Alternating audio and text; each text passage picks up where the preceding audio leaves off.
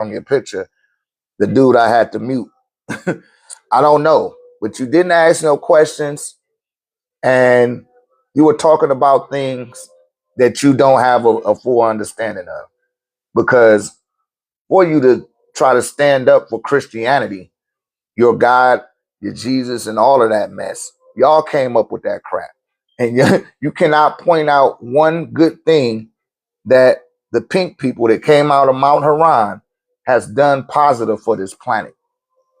You can't point out one thing. You can't tell me one benevolent act that they took in the last 100 years. Just the last 100, right? And there's so much blood on the ledger of Christianity, and it's not being addressed. So can beings know your soul for a depiction of how you would show yourself for the world and purpose? Can beings know your soul for a depiction of how you would show yourself?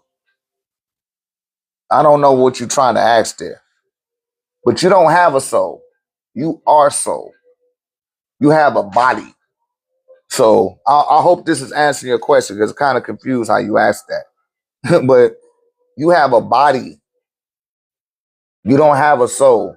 Your soul incarnates into the seed of the cell and makes it animate. And it is animating through the spirit that's being distributed through the body. You call that plasma. That's the most verifiable form of substance that I could refer to in order to allocate confirmation that you are spirit. Because you're spirit and you are soul, right? The spirit is the byproduct of the soul.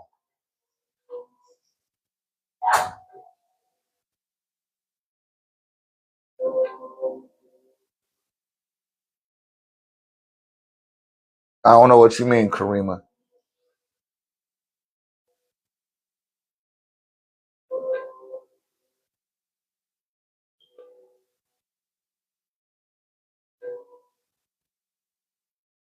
Can I repeat which part? Said, were you alive in 6000 BC? Listen, I wasn't alive in 6000 BCE. However, I existed outside the range of the time that was being calculated at 6000 BCE. And so were you. And so was everyone else that's in this room and it's on the other side of the wall. And I'm just thinking in a practical, rational way. Because we like to go off into fantasy.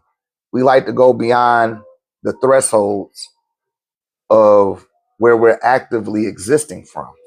And that's part of the spell as well. You know, somebody asked about Yeshua. Somebody asked about Jesus, Moses. And I see you asked something about Buddha. And it's like, yo, that shit ain't as relevant as your grandmother.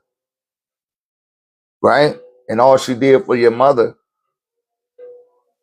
or your father or both, and they not getting that degree of reverence. They're not getting that degree of, commemoration that we giving all of these other beings that we don't even have proof that they even got a tombstone, right?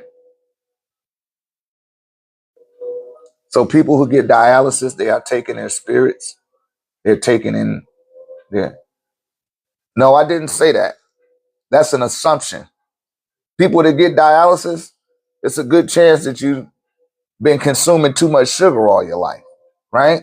You're not getting enough exercise and the blood isn't moving through your vessel. Your capillaries become clogged. Your veins and your arteries become clogged with different greases and stuff like that. It's just start hardening up in your body. Eating all that swine and stuff like that, that's what leads down the road of dialysis, right? But that was a very unclear question that you asked. Shouts out to Nephi. And thank you for the flowers, AP. I see that. But I hope that answered your question. Any other questions? Ask your questions. Q&A with Dr. Ray.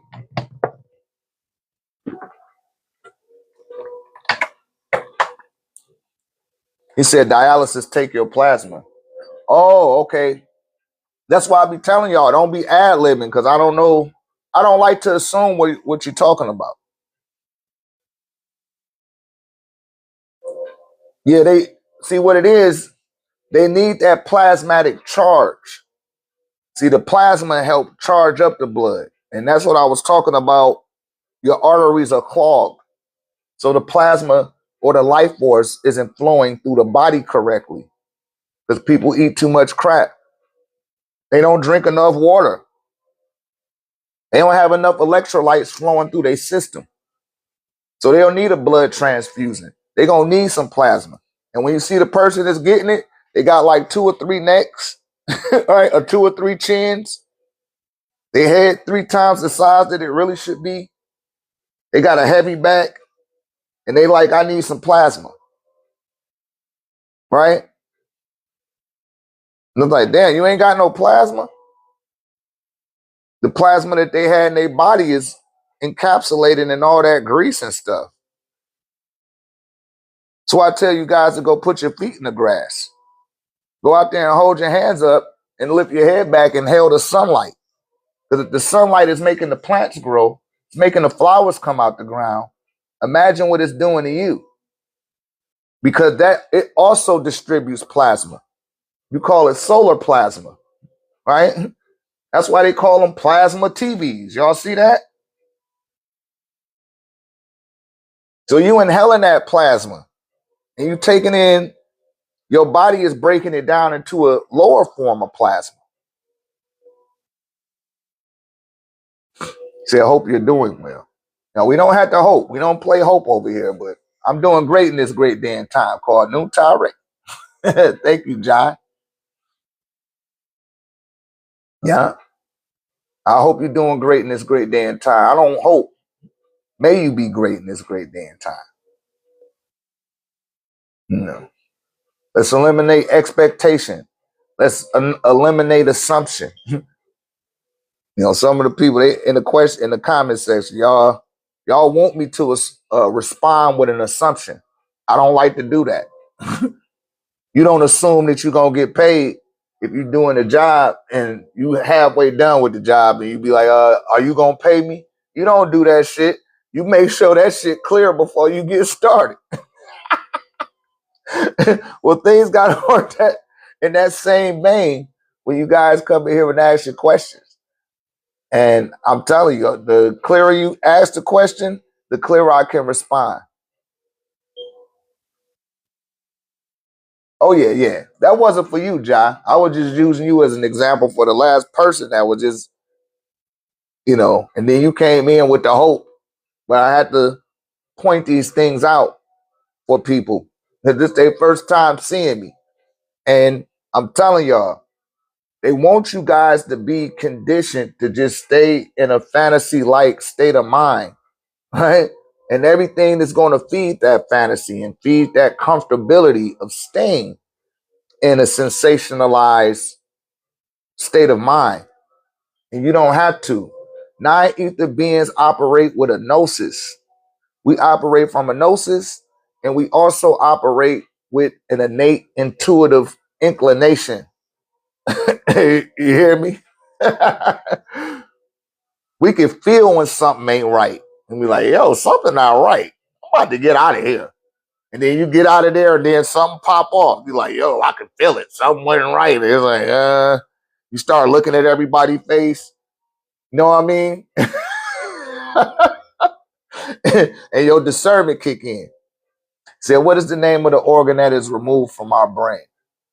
Or that was removed, that was maimed from Enki and Enlil? That was your Barathy gland. The Barathy gland sat on top of the hippocampus area of the brain, which is one of the few glands in your body that doesn't have a duplicate, right?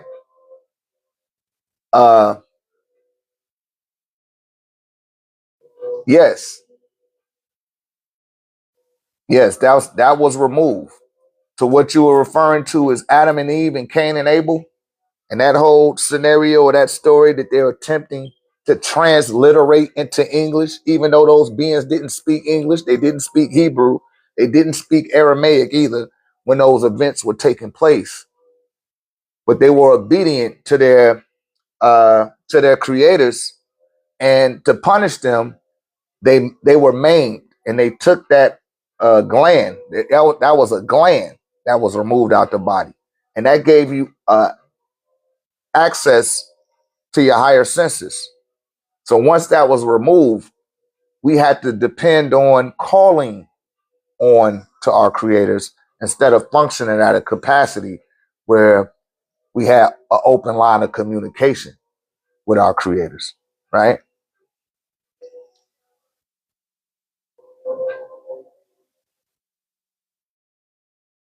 Yeah, well, what it did is it isolated us to this environment and caused us not to have that assistance. We had to operate under our own volition. You hear me? We couldn't see what all of that was to bring. And I don't want to say us, because that happened to a particular group of beings that were enclosed in that garden, and the beings that came out of that garden, right? But that didn't happen with the beings in the Happy Nile Valley. Those were Anu's people. Those are the beings that Anu created. The beings that you see in Mesopotamia, what they're referring to, uh, which is actually ancient Samaria, those beings were created by Enki and Enlil. They had their own enclosed gardens that they were raising the seeds that they planted there. And once the seeds got a certain age, they came down to the earth and had sex with those children and created giants in the earth. And they were unruly and uncontrollable. They started building towers to connect to their father so that they could tell their father the type of shit, you hear me, that they was being condemned to. And it's 111 right now that I say this. And then the tongues got babbled. And I brought that up earlier to make a point that when the being was I had to mute his ass, but he was talking about Hebrew and Yahweh. I like, how you know any of that shit is real if all the tongues got babbled? How you know you got the truth? And what language was everyone speaking prior to the tongues being babbled? Because everyone was speaking the same language, and they were accomplishing feats at a lot more faster rate because everyone spoke the same language and everyone had the same target or agenda or, purpose. So they got a lot done faster. And that's without a Barathy gland, right?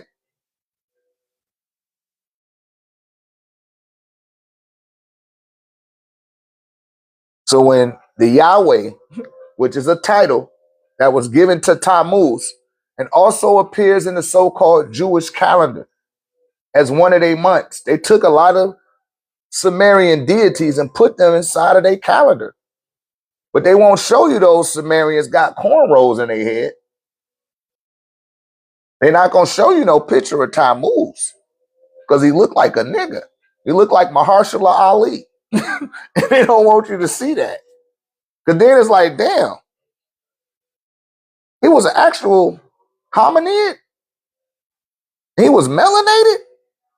And he got woolly hair too. Oh man, why I'm listening to your pink ass? Where do y'all come in the story? They come in the story when you start talking about Canaan. Said I'm curious, do you currently have any aspiring students? Yes, I got over 40 students that belong to the Triple A Academy, right? Got over 40 of them. I had over 40 students now. What we going on, 3 years? I'll safely say for the past 3 years. I got over 211 members in our personal community in the 1089 tech community. Said, do some of us still have that gland? Yes, that gland has been reinserted since 1970 in certain individuals. Not everybody. And that's quite, you could easily tell that. Said, are some of them from under the teachings of Dr. Malachi, New York? Or what? You're going to have to be a little bit more clearer than that, Will. 333, 222s.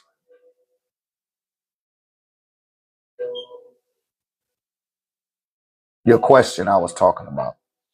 I understand you're talking about the dot, but can you be a little bit more clearer with your question?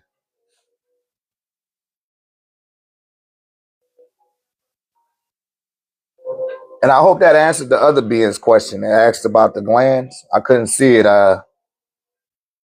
It went away. I had got too many likes in there. He said, New Nubians are studying with you. Yes. Yes, Nubians are studying. Like, I don't know what you mean. You're going to have to be a little bit more, you're being very vague. Your question is very vague, and I want it to be vivid so I could be clear. But if you don't ask the question clearly, I can't respond clearly. How would I know who does or who doesn't have the gland? Oh, you would know. Um, you wouldn't even have to ask that question. If your gland was already inserted, you should be exhibiting some form of psychic range, right? You would have caught every intuitive prompting that came up to you. See how long it took for you to join the community? When you first got that intuitive prompting to get that tech and you didn't get it, you wasn't in tune with your higher self. So our Nubian studying with you was a question. Are Nubians, hold up, are you trying to say are Nuwapians studying with me? Is that your question, Will? Or are you saying Nubians in general, like melanated people? Because I got a community offline. It got over 200 people in it, right? I done had over 240 said Nuwapians. No. Well, I do got some. Let me take that back. I do got some. Many of them have been under my guidance. You know, I was there on the land, right? I didn't live on the land, but I was a part of that. I got my certificates and my passports and stuff. I am a Nuwabian, I am. And if you are a Nuwabian, they shouldn't be sitting around me and we having an amen party. They ass should be out here operating at the same level that I am. You're doing a disservice of Pops or the Doc or Melikaza Duck York Ale with all that information he put out here, and you wasn't able to branch off from the foundation he set and get out here and communicate with the world and bring them up to code. And Nuwapians shouldn't be sitting around each other playing patty cake, saying free Dr. York. Your ass need to come out here and become Dr. York. You know what I mean? You need to come out here and be a Melchizedek. And not enough brothers is doing that. And that's why I'm doing it. You know what I mean? That's why I'm doing it. And those the people that wasn't there at the time to answer your question, that picked up the right knowledge, the doc himself sent those people to me. And they in alignment with me and they in solidarity with what I have going on. Now, as far as all that Wu Sabat stuff and that Sabian, I don't know what all of that. I came before that time. And, you know, when the doctor stepped up, because he told you, so yes. Yes, I am. He told you he had 30 years. He had 30 years with us. 30 years under his guidance, and we had to go 30 years without his guidance. And within that 30 years, you got to show the agigi which you have learned. Right? You got to show the igigi which you didn't learn. And I'm just out here showing my work. I'm the fruits of his labor.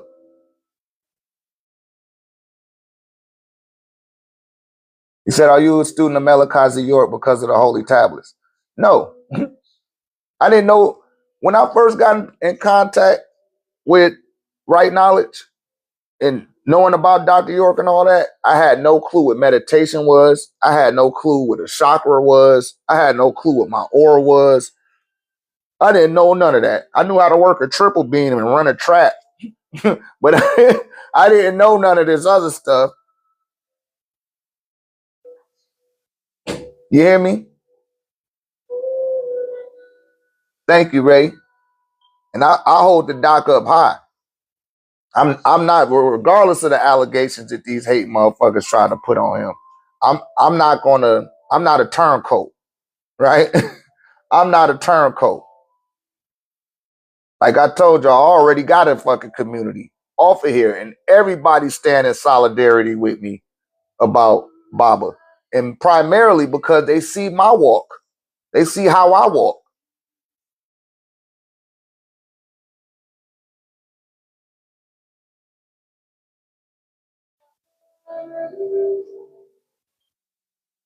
See how I activated my Christ consciousness. Oh yeah. Yeah, it did the same thing for me too, Will. Shouts out to Will 333 222s.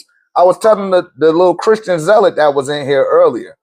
And I was telling his ass, like, yo, how you know I didn't get baptized? Don't get mad at me because I graduated from the 2nd grade and went to the 3rd grade, in the 4th grade, and the 5th grade. And I bathed in the blood of Jesus. I used to be on the praise team. You know? But I was really, sincerely wanting to connect to God. And somewhere down the line, it led me to right knowledge. Said, you need to speak with me on a personal. Are you new, Abia?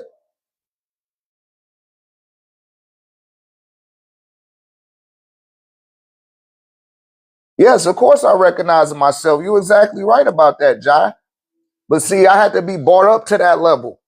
And when I was, we had to branch off. Shouts out to Haru Hotep Tar. Because he the one that told me. That's the brother that told me, like, yo, man, y'all gotta start branching off and doing your own thing. You got more than enough knowledge to do that. But not enough brothers that were older than me, that were a lot more seasoned than me at the time. They didn't do that. They just reinserted themselves back into the wilderness.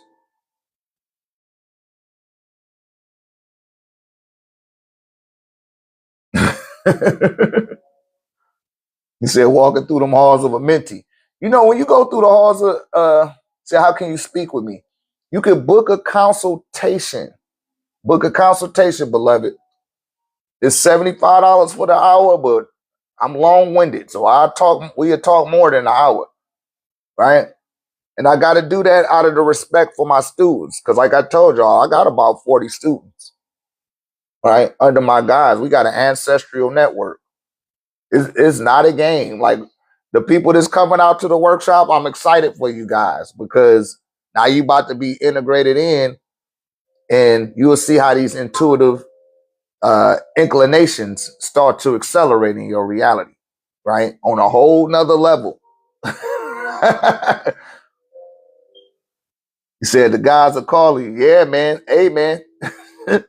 Go ahead and leave it. I give you, if you can't afford a consultation, I'm not gonna promise what time of the day, but I'll reach out to you. Because it's all about application. Knowledge is necessary.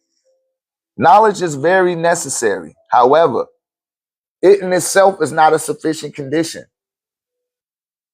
In other words, you can have all the knowledge in the world, but if you don't apply that knowledge to yourself and make yourself a better person, it wasn't sufficient enough.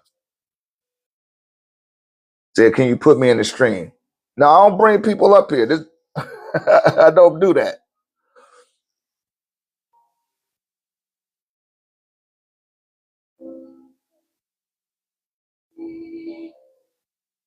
Maybe we'll do that if I come back later, after I run the batteries out of my phone and my mic, and if I come back, if I double back again today, the next time I go live, I'll let you guys come up and talk. The reason why I don't like to do that, because people start arguing back and forth and all of that shit. You say, can you?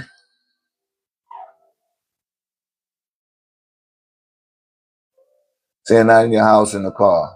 I don't know what you mean. But yeah, I got you. We'll chop it up. Oh, you saying during a consultation? Yeah, if you pay for a consultation, you want to cam up with me, we can cam it up. You see, I'm not ashamed to show you who I am. Shouts out to Keith. Like the people in my community, they'll tell you. Said on the live. Yeah, that's what I said. The next time I come live. But I say these lives get uploaded. And when I put people up on the little box or whatever, it mess up when I upload the live. Because I upload the whole live to YouTube. Y'all need to follow me on YouTube. But when I put people up in the little box, it fuck it up. Like it start echoing and shit. And it's like it just messed it up. The second you let somebody up here. Shouts out to Bobby Folk. Said he got chills. Yeah, man, because a lot of y'all people are being drawn here because you got people on the other side. Listen, right? Listen to what I'm telling you. You got people on the other side right now that have passed over that love you, right? And listen, my dearly departed have received so many offerings from me that they starting to share it with some of y'all people. And they see how dedicated and devoted I am to making sure I come through for them. And they want some of y'all to come, they want some of y'all to do the same thing for them. And it's only one candidate in each family in some cases. In my case, you know, may the ancestors be with all of my ancestors. But now I got 3 generations of men. I got my father with an altar. I have an altar. And my nephew, who is his grandson, has an altar. So you got 3 men that got altars. My sister got an altar. You know, people fall up under my guise, man. I'm a teacher. I'm a ruler. You know, that's what the doc named me. The spiritual name the doc gave me was reign and ruler. Like, nigga, you a ruler. Right? I rule justly. I rule because I don't look to control nobody. I'm here to wake up that lion in you. I'm here to wake up that dormant deity that's lying asleep in some of you guys. I'm going to wake that thing up. You walk with me for 12 months, I'm going to take you in 12 months vibrationally that it would take you 12 years on your own with discipline and obedience. Shouts out to all my students that's just cycling through for the first time. Look at how fast that year went by. Look at how far you've evolved. Not under my guidance, but under you in your own higher self volition. Look at how far it has taken you. I can't make this shit up.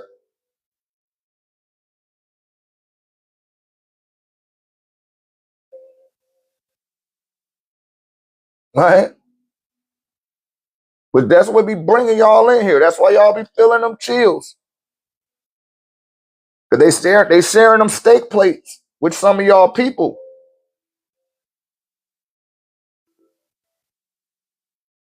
These are real connections. And see, some of these people need your assistance. All of them not there to assist you. Some of them need your assistance.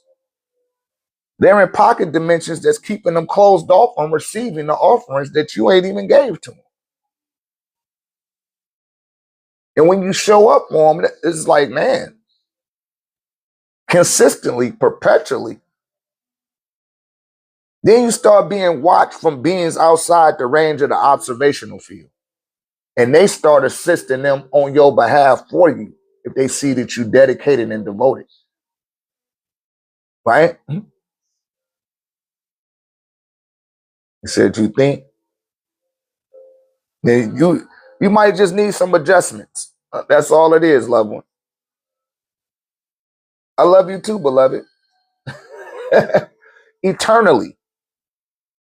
You probably just need to get adjusted with this staff so you can be in alignment with your purpose. Because I do that for people too. And like I said, you ain't just got to be a newbie. Put your ego to the side, nigga. And I ain't talking to you, Will. I'm just talking in general. Put your ego to the side, nigga. I've been knowing this and I've been knowing that. You ain't never pulled a libation. Don't know who the 8 Ogdoad is. Ain't never heard of the 99. But you the so and so, you the this and the that. You a god and you a goddess. And it's like you ain't none of that shit. Right? See, one of the Moon Mondays, a person said she was rewriting, recoding her DNA. How can you do that? Listen, Morgan, you supposed to ask that being that. When you heard her say that, you should have sidebarred her and asked her that. You know what I mean? And I said that during that live, not with that question that, well, not what she was talking about, but I told that to somebody else during that Moon Magic Monday. That when somebody else say something, don't bring it to me and ask me what they meant. Ask that being what they meant and what they did, because they the ones that did it. They the ones that presented that to you. You follow what I'm saying? But shouts out to her. That's the Soul Willis. That's the Soul. Shouts out to the Soul Gigi. What's up, the Soul? Y'all follow the Soul. You can reach out to her. You see, she long-winded. She don't mind talking. The Soul do not mind chopping it up with you, man. She'll break it all the way down. You know, shouts out to the Soul, man. She rock with me. And see, that sister was already tapped in to a certain degree when she first came across me. Right? Yeah, but ask her that. But you gotta, to help to respond to your question, that's in the first gate of radiology. You wanna study the physical anatomy. Start studying biology. The chat GPT can help you with that too. And it leave a whole bunch of diagrams. It got a whole bunch of different links that it'll share with you. And see, what I used to do back in the early 2000s is I would look up biology papers from Harvard and Princeton and see what the students that was learning about physics and biology, what they papers, you know, the grading of their papers and shit. All that shit used to be available. It still is on the net. And you just pull it up and I'll study that shit. You know what I'm saying? That's how I know about the different parts of the body. But she took it a step deeper and went into the codex of the genetics of her family tree. You know, but she been doing a lot of energy work. You know, she worked with Qigong masters and stuff like that. And, you know, she's very erudite and concise with her information because, like I tell you guys, you have to invest in your spiritual education. You just can't get everything for free. You have to, you have to invest in your own education.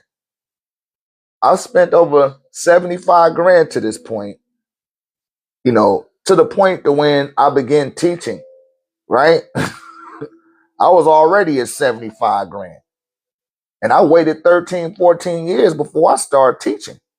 But I had to invest a certain amount in myself in order to make it to that station. You know, I know about the Tibetans. I know about the Vedics. I know about Taoism or Taoism, the Nagas, Yoruba, right? I know about the Happy Nile Valley. I know about the Sumerians, right? The family I was born into was into the Nation of Islam. So I know about that too. And you got to cover all the corners. You just can't stay in one little pocket and think that you're going to get everything. It ain't going to happen like that. You got to cover all the corners. Not all the corners in the square, but all the corners in the cube. And when you're capable of doing that, then you will start functioning outside the box. Not thinking outside the box, but functioning outside the box. Right? And now you can't be boxed in no more. Like Dr. Ray. Can't box me in. I will, in fact, impact the environment that I step into wherever I go. I'm going to make heads turn just because of the vibrational frequency that I'm on. And that's a gnosis. That's not a belief. That's not something that I think.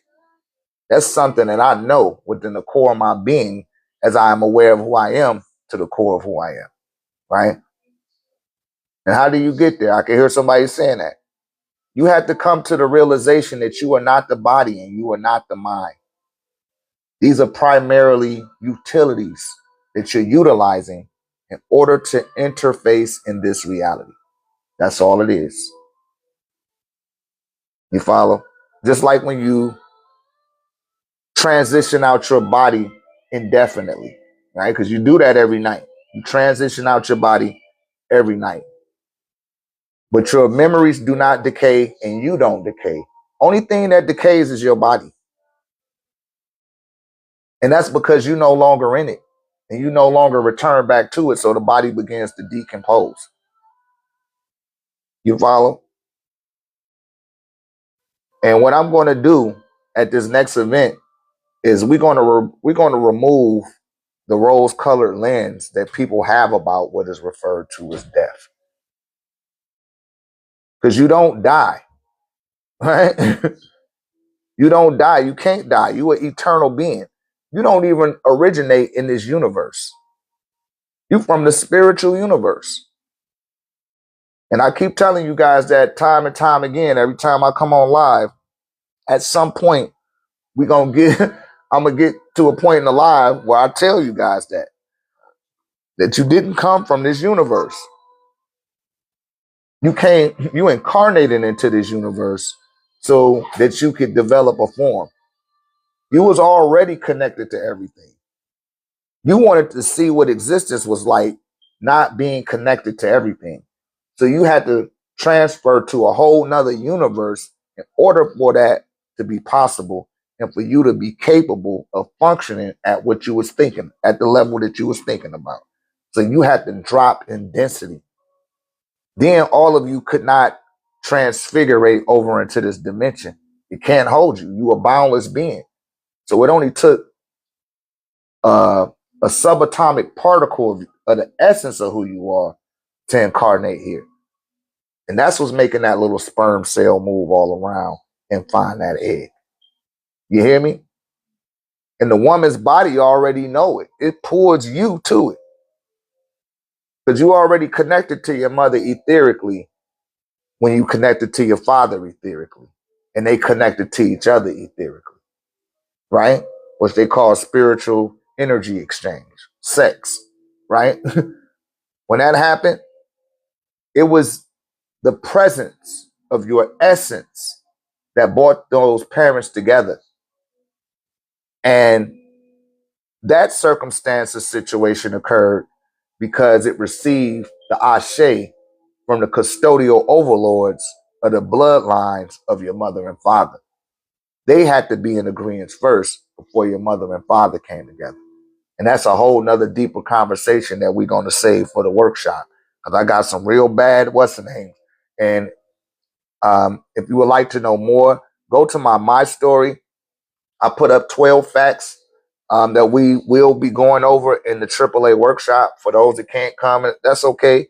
Just check out the 12 facts and know them 12 facts. But we're going to expound beyond that. Y'all know that. These seminars go on all day. I go for about 8 or 9 hours a day. I mean, at the seminar. We take a lunch break and everything. We start, it be light as hell outside, and when we end, it be dark as hell outside. And I know some of y'all be like, damn, this nigga still teaching. Y'all be ready to get hit with that staff. I know it. A lot of people can't wait, especially after you've been hit with it a few times. You like, shit, man, I got to get my little lineup. I need to get my lineup. Shouts out to Amin Ra. If I could get Amin Ra on out here, I got to call that brother. I'm going to call you today, Amin Ra. I don't know if you're watching or not. And, I had him hit me with the staff. I tab-bleed that brother and brought him into Nawabu. Well, then when I started doing this, he transfigurated over with me on this shit too. People I got a group of people that's been walking with me a long time, man. Some people been with me 10 years, some people 15 years, some people been rocking with me for 20 years. I'm not new to this. It didn't take YouTube for me to have an aha moment. I didn't need COVID-19 to quarantine me in a home and I just started watching YouTube videos, right? I didn't need to hear nothing Rashid Jamil needed to say, because he's quite pseudo, but that's a whole nother story. I didn't need to hear what Brother Panic had to say. I didn't need Brother Polite. I didn't need none of them niggas. No disrespect to them and to the people that they done brought up to whatever station they was able to do. But I had a Supreme Grandmaster teacher, and I was fortunate enough to sit at the feet of that being with the multitude of others, and sit at the feet of Supreme Grandmaster students that learned directly from him. So I was already, before the internet even got into broadband, while I was still in dial-up, I was already on this type of time. I literally had to wait for people to evolve and for the channels of their consciousness to open up, just so they could be receptive to what I got to say. Because like I tell y'all, you only got 100 years here at best, man. You can't squander that time. And a lot of people you're not gonna make it through them 100 years. So you have to do like it inscribes for you to do in the Papyrus of Ani, or the axioms that was left by the Grand Hierophant, right? And that's spend every day of your life preparing for the afterlife. But in doing so, you gain access to the keys to eternal life. Keys to eternal life. That's what it's really all about. Anybody got any questions? Any other questions?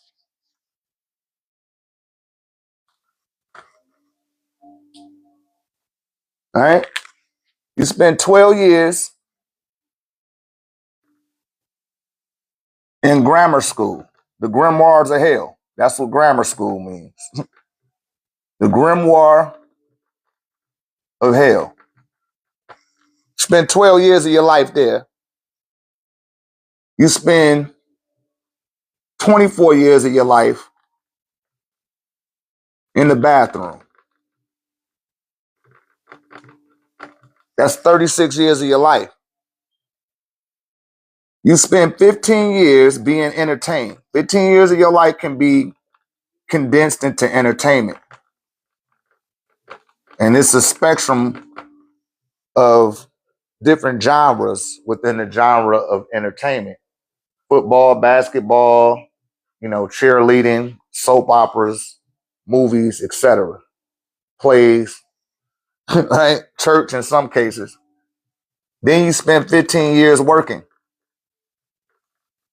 15 years of your life, right? They say you spend 40 years working, but if you deduce it all down, it's 15 years. So you got 2, 6, 11, 16. 1, 2, 4, 66 years of your life. 6 months of your life. 6 days, 6 hours, and 6 minutes. See all them sixes? You hear me? In the box, it got 6 sides. So they put you in a box and you accept it for 66 years, right? Then you spend another 12 years on your cell phone. That's 78 years. 78 years of your life. They already got that plan when you come out the womb of your mother. They already got the life course planned out for you. What you have to do is leverage your ability to exist as an eternal being against that. You got to find your purpose. You got to find out what gives you a sense of fulfillment. And one of my students asked me the other day, shouts out to Ricky. Ricky got me a nice Father's Day present. He was like, damn, Doc, what you want? What you want to, man? I was just, he was like, man, whatever you want. I said, listen, man, my nephew just told me he put his altar up. and he got a result. He had a connection with his mother. He said, man, I used to see moms all the time, but now I could, that's my sister. Like, man, I see her all the time, but now she talked to me and I had a full-on conversation and he thanked me. And I felt fulfilled from his thank you. Not just his thank you, just the fact that he took my cue and applied himself and then got the result. That's where I'm fulfilled. I done had 100 grand before, and it didn't feel like it felt when he told me that. I was on cloud nine. I'm still there right now, but that's where I get my fulfillment. When people get excited about making those connections and getting those results, that's where I become fulfilled. Some of you guys will say they become healed, right? I've already healed. I become fulfilled, right? I become fulfilled in my purpose because this is my purpose. This is what I've been conditioned and groomed to do, is to teach and to bring people out the grimoire that got them in the box, wasting 78 years of their life. And after you turn 78, you start realizing how much time you wasted in the bathroom, how much time you wasted on entertainment, how much time that you wasted working. And I forgot the brother that said it. I was watching, them little shorts be popping up on my television because I be watching the YouTube on the television. He said, man, I ain't never seen nobody get to the end of their life and say, man, I wish I would have worked more. I wish I would have got entertained more. Nobody got to the end of their life and said that. I wish I would have got educated more. They say, I wish I would have did exactly what I wanted to do. I wish I would have spent more of that time telling my children how much I love them. I wish I would have took some of that time and told my mother or my father or my elders how much I appreciate what they've done. You start having regrets for the things that you didn't do, not none of the shit that you actually did do. You hear me? That's essential. And I learned that lesson because, like I tell all the students in the community, they'll tell you, I'm an experience-based teacher, meaning that I'm going to draw from my experiences most of the time when I'm teaching. And my mother, she passed away on November 30th, 2015, excuse me. And the first thing that some of my siblings, not all of them, but some of them was like, man, I wish I would have had the chance to say this to mama. When my mother passed, we was in a golden space. She, before she passed, she had just got through hugging me the day before and saying, she hugged me real tight. She kissed me and said, you the perfect son. We was in the golden place and we done had our ups and downs. But we said everything that we needed to say to each other, not just that week, but the last 3 years of her life. So we was always in a golden space. She was almost like my sister, like a sister to me. You hear me? But you can't blow those windows of opportunity. And y'all know I'm always saying that every day. Stop blowing the windows of opportunity, regardless of what it is. If you see the signs and the indicators and the messages, stop ignoring them. Stop waiting for a better time. Stop waiting for your life to be in this position and that position, man. Just do what the fuck you gonna do. You hear me? Because they already know what they gonna do with your ass. The whole thing is, do you know what you gonna do with you? Because once you do, you're gonna be like, hey, hold on. I can't just have you doing everything for me. Y'all tap that screen for me. I need to take a water break.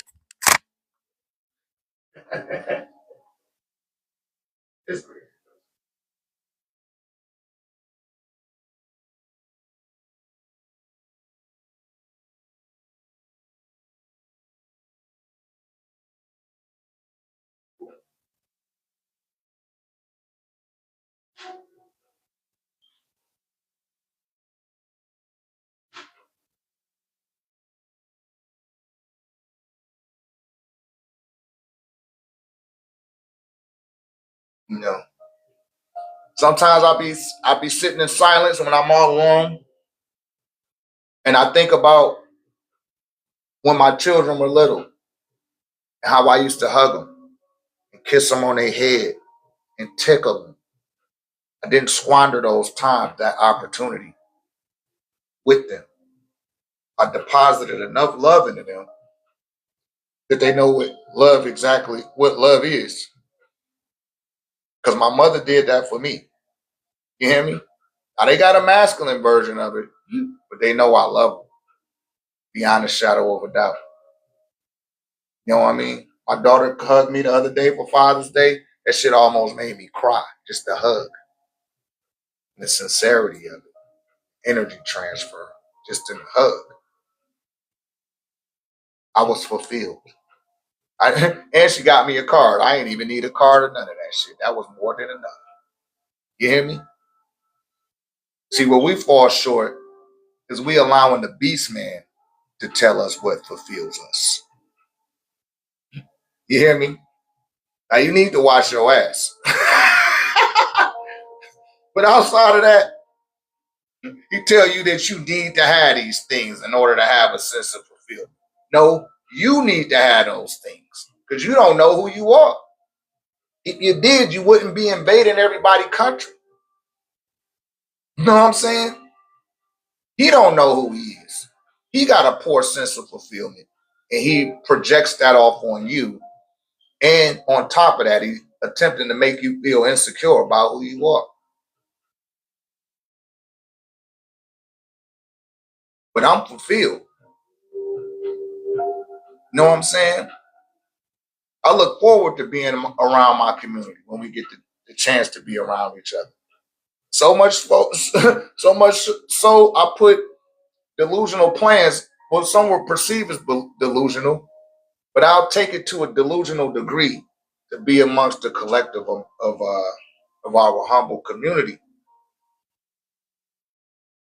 and we all working on our manifestations or materializations.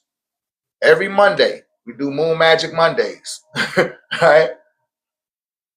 But it's for real, man. This is not a game. It's not a game. And like I told you guys, we already got over 200 members in the community. I don't have to be on here. Only reason I'm here because I made a pact with the ancestor that I would reach out to beings, right? And every year, more people get connected.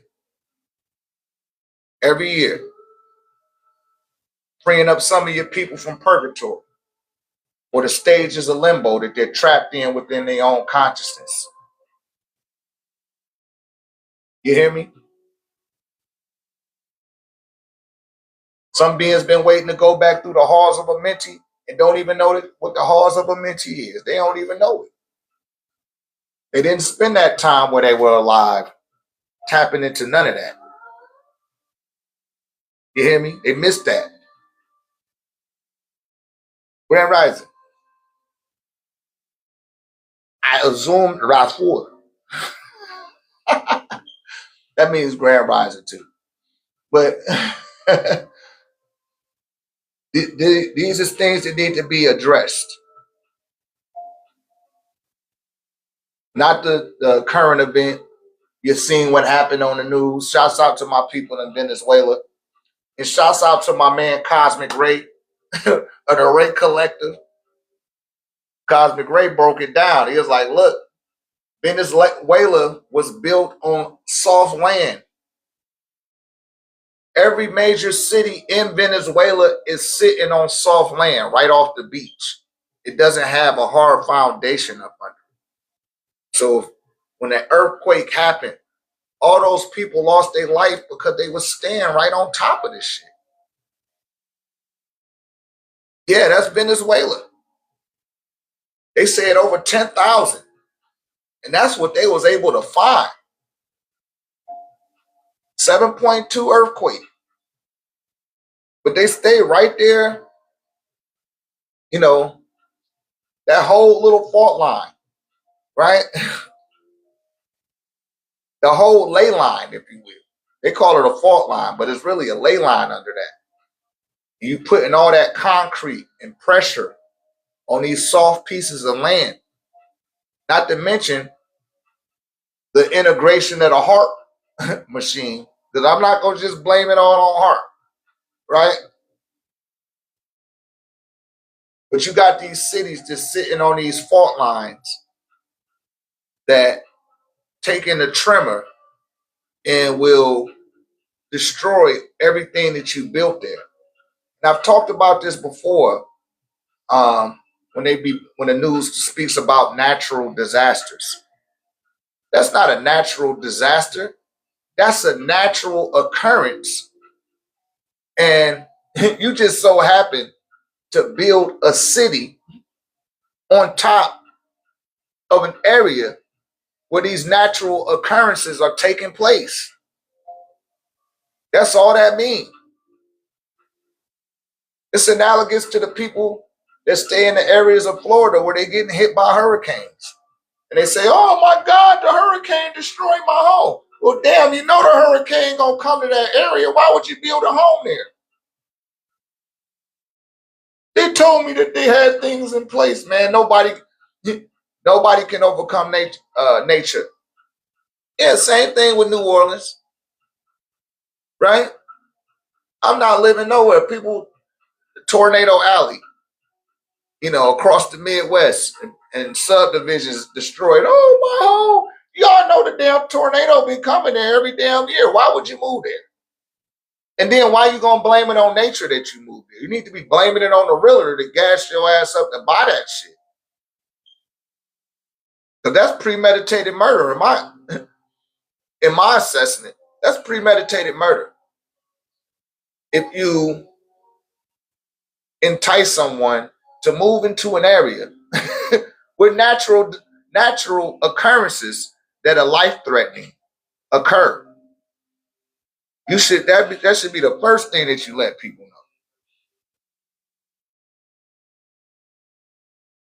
That just show you the mind, how sick the mind is, man. But shouts out to Cosmic Ray and what he had to say about, he on YouTube, Cosmic Ray, Ray. He a Hindu brother. Shouts out to the Hindus. Cosmic Ray be on it. I need to check Cosmic Ray out, man. He not playing. There's people out here that's tapped in. See, a lot of y'all, if you under the age of 30, I've been doing this shit all your life. Y'all had no clue the type of beings that I done came across on this journey, on this walk. You have no clue, right? And all of them don't look like me. It's knowledge everywhere. You can't limit yourself. Get over your pigmentation, because guess what? One day it's going to have to go on the ground, and you're going to have to leave up out of it. And remember, you are not the body and you are not the mind. These are utilities that you utilize to interface with this density of reality. Now, once you extricate from your body permanently, you have no pigmentation. You have no gender. You hear me? You don't have those things. Those things are lost. Now, you can project that identity from the spiritual universe if you're on the spiritual version of the earth. But outside of its thresholds or its barriers, that's not you. That's not even who you are. That's just who you projected energetically to be based on the memorization of your prior lifetime. And that's a whole nother level. But a lot of beings say, hey, man, I want to know this. I want to know that. And it's like, no, you don't. Because if you really did want to know it, the nitty gritty, that divine intellect, like you gotta groom yourself to prepare for that. Because all of the real lessons, you can't be a human to receive them. Because of the syllabus of the education that you acquire is longer than a human life. It might take you 7 to 1100 years to take in one syllabus. You can't be a human and function like that. You'll be old and you won't even have a damn memory if you were staying in this organism. You gotta go up the degrees, or you had to rise up or take up the levels of the spectrum and vibrated that frequency in order to receive higher forms of learning. This is a preparatory educational landscape that will either prepare you for your next lifetime on this planet or for your next lifetime in eternity. The choice is yours. And more than doers, we are deciders. And your decisions will determine your destiny, right? Your decisions will determine your destiny. Anybody got any more questions? Any more questions? I got about 60% on my battery. We can keep going. Y'all ask the questions.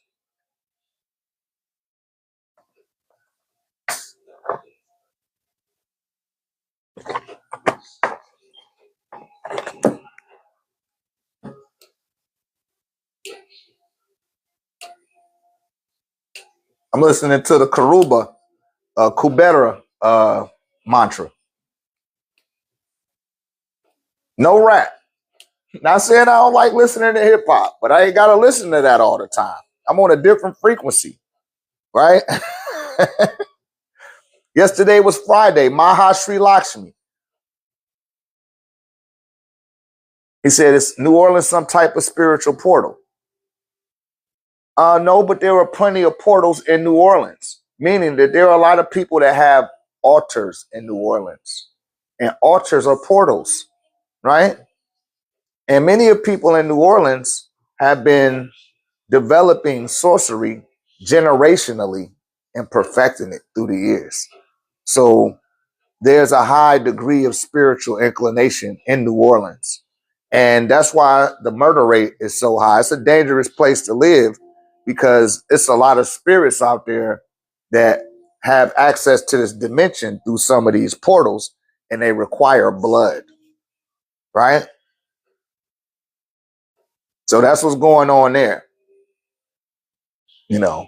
And for all you dark practitioners, all you Wiccans and witches that mess with pentagrams and Baphomet and all that other shit, that shit giving you what you want, but it's causing a lot of chaos and destruction in this dimension.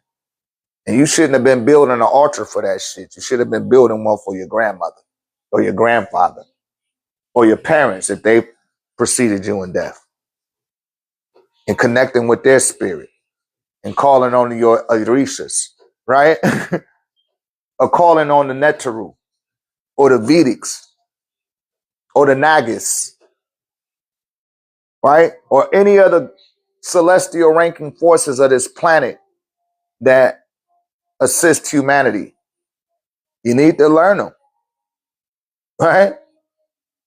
You gotta want to. Like I used to tell my children, you gotta have want to, man. I can't want it for you. You know what I mean? I'm not gonna invest in you a team uniform and some shoes and trek you back and forth to practice and all that shit, and you ain't all into it. And I'm all into it more than you are. Like, no, I'm not gonna do that. You gotta show me that you really want that shit.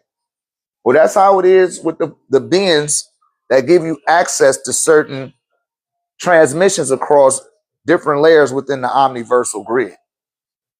They're not just gonna give you something because you want it. You gotta you gotta prove it to yourself that you're worthy of it. Right? Get your value system up. And then that then you can get it. You know? And if you're genuine and sincere and you're not attempting to use the information to, you know, hold it over people's head or say, hey, I know this and you don't know that. The second you start taking on that air of esteem, you get cut off. You're supposed to be of service. Like I am of service, right? And I spent years, right? Not a year, years, not 2 years, years giving out to people a lot of the things that now I monetize. But I paid those dues, right? Somebody had to tell me to stop doing stuff for free because I'm just a service. But I had to put a monetized value to some point on what I do because it does add value. And then what I do charge, the value is beyond that. And that's why I say when people get these promptings and they ignore them, they think they got time. Like, oh shit, I should have been did this shit. That's the first that's the first thing that happened to some of the beings. I hope I answered your question, DJ Lemon Lime. I'm sure I did. But that's the first thing that hit some people like, damn, man, I should have been got on this shit. What the hell was I doing? Lemon Lime. I'm sure I did. But that's the first thing that hit some people like, damn, man, I should have been got on this shit. What the hell was I doing? I don't know what just.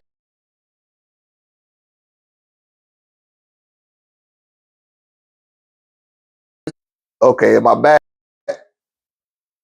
I'm back online. That was weird. That was weird. Stuff like that happened though. Anybody got any questions? Any questions? You know, shouts out to Shamari. Shamari came right off the street.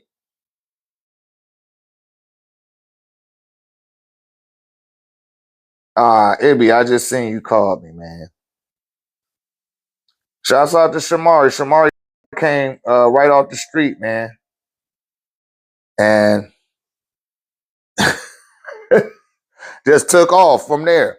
But he made that quantum jump. I didn't even know who he was on the TikTok or none of that shit. You know, shouts out to AP. He was right there with me when you called Shamari that first time when we had that event in Atlanta. He was like, yo, is it too late? I was like, nah. I said, it's too late today, but just come tomorrow. And he came, and I done watched him go through a metamorphosis in that time. I done watched him go 720. He ain't went all the way 1089 yet, but he almost there. He almost there, man. And I see the growth in all of the young people, man. That shit get me excited that y'all excited. You hear me? That's where I get fulfilled at. That's my rims. That's my gold chain or my AP. Shouts out to AP. That's my AP watch. You hear me?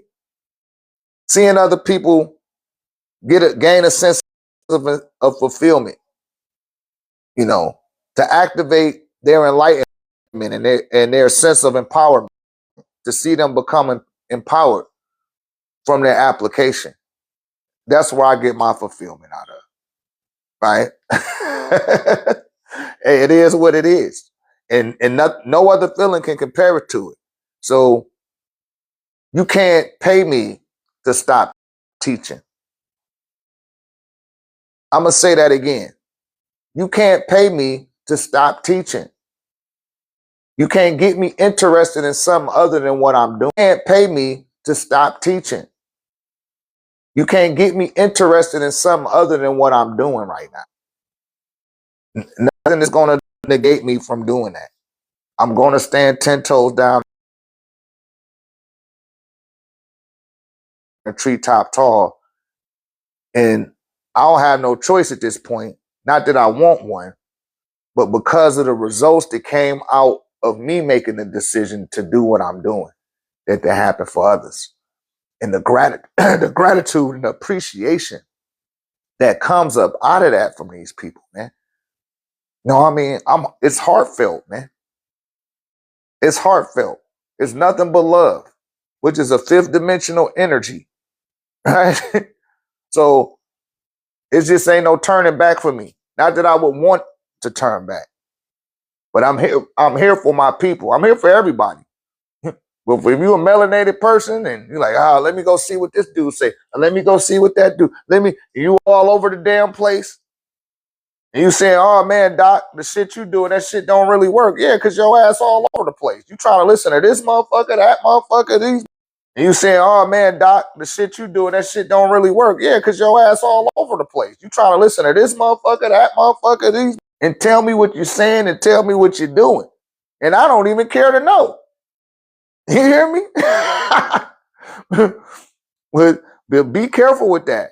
When I got into Nawabu, I wasn't trying to listen to 3 or 4 other people. I just stayed tuned into that one thing. Right? And when that was over, I used that as a launching pad to branch off. Because I used it to develop who I was spiritually and who I am physically. My personality improved. My anger decreased, right? I stopped hanging out with a certain type of being. Certain scenarios stopped occurring in my life that kept cycling and looping back over again, right? All that stuff, because I was applying that knowledge to my life. And I never forget when I got that intuitive prompting that, yo, man, you got way too much knowledge just to be going around here like a regular civilian and not sharing that shit with people, knowing that you could impact people's life in a positive way. And that's why I do what I do, you know, and I love what I do. You know what I mean? I love doing it.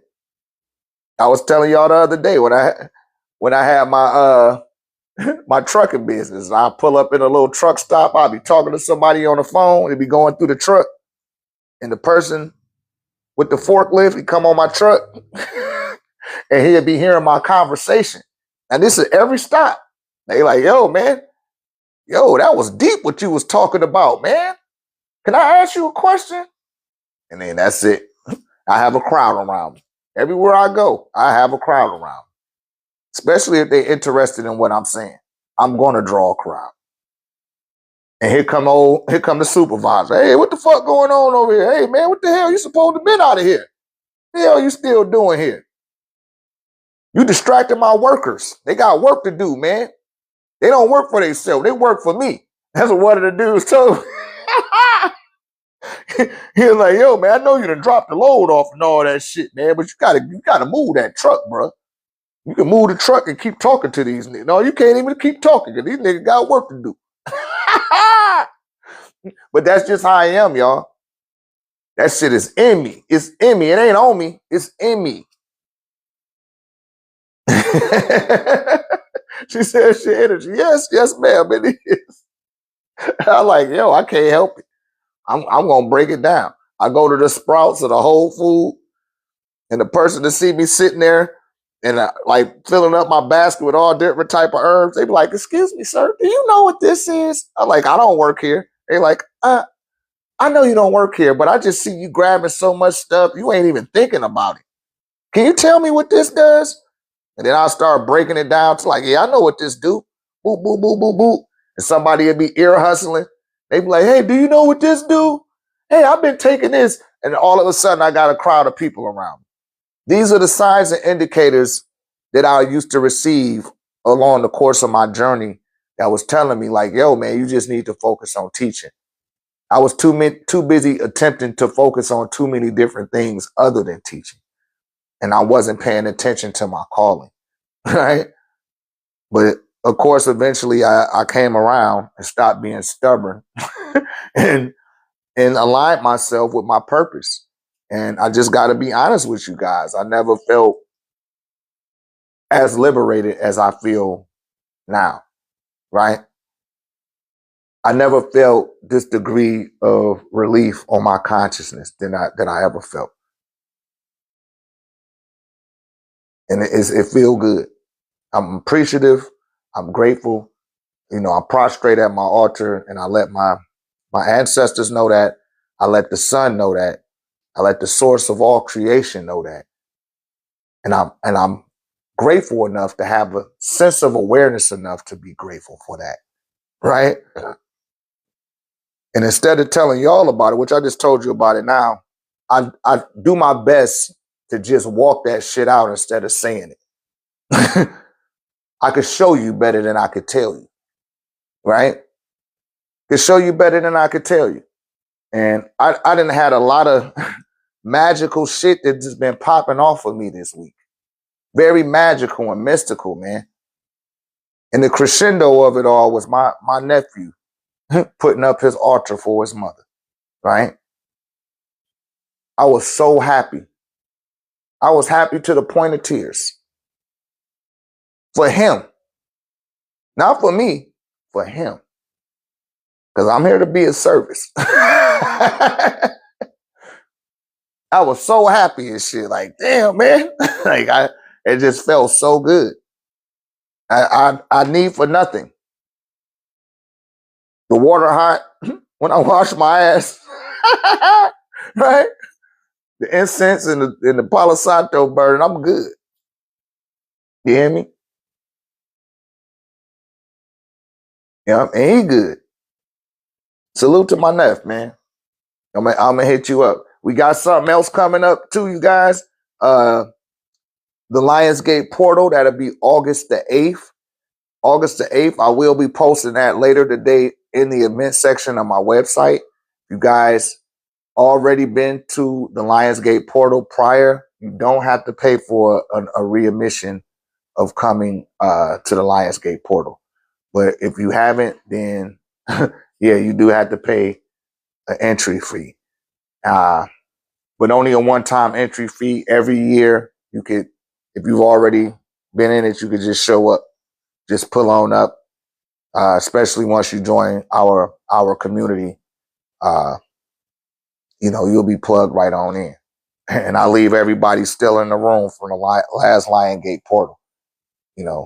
Learn how to apply rituals into your life. Rituals are part of your routine. It's just a sexy way of saying a routine. But these are things that you're going to do, like nothing get in the way of that. You know what I'm saying? I wake up in the morning, nothing going to stop me from pouring that libation. After I, use the bathroom, that's the first thing I do is go pour a libation, turn my coffee on, make a hot cup of coffee for my dearly departed. Right? Burn some ancestor money. Say a few prayers. I do that. That's the first shit I do, man.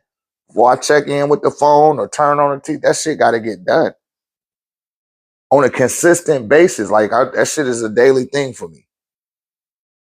So when somebody of a hoodoo background, or that's Palo or voodoo or Ifa, they give me some type of ritual to do, I don't have no problem doing it. I'm not going to struggle with it.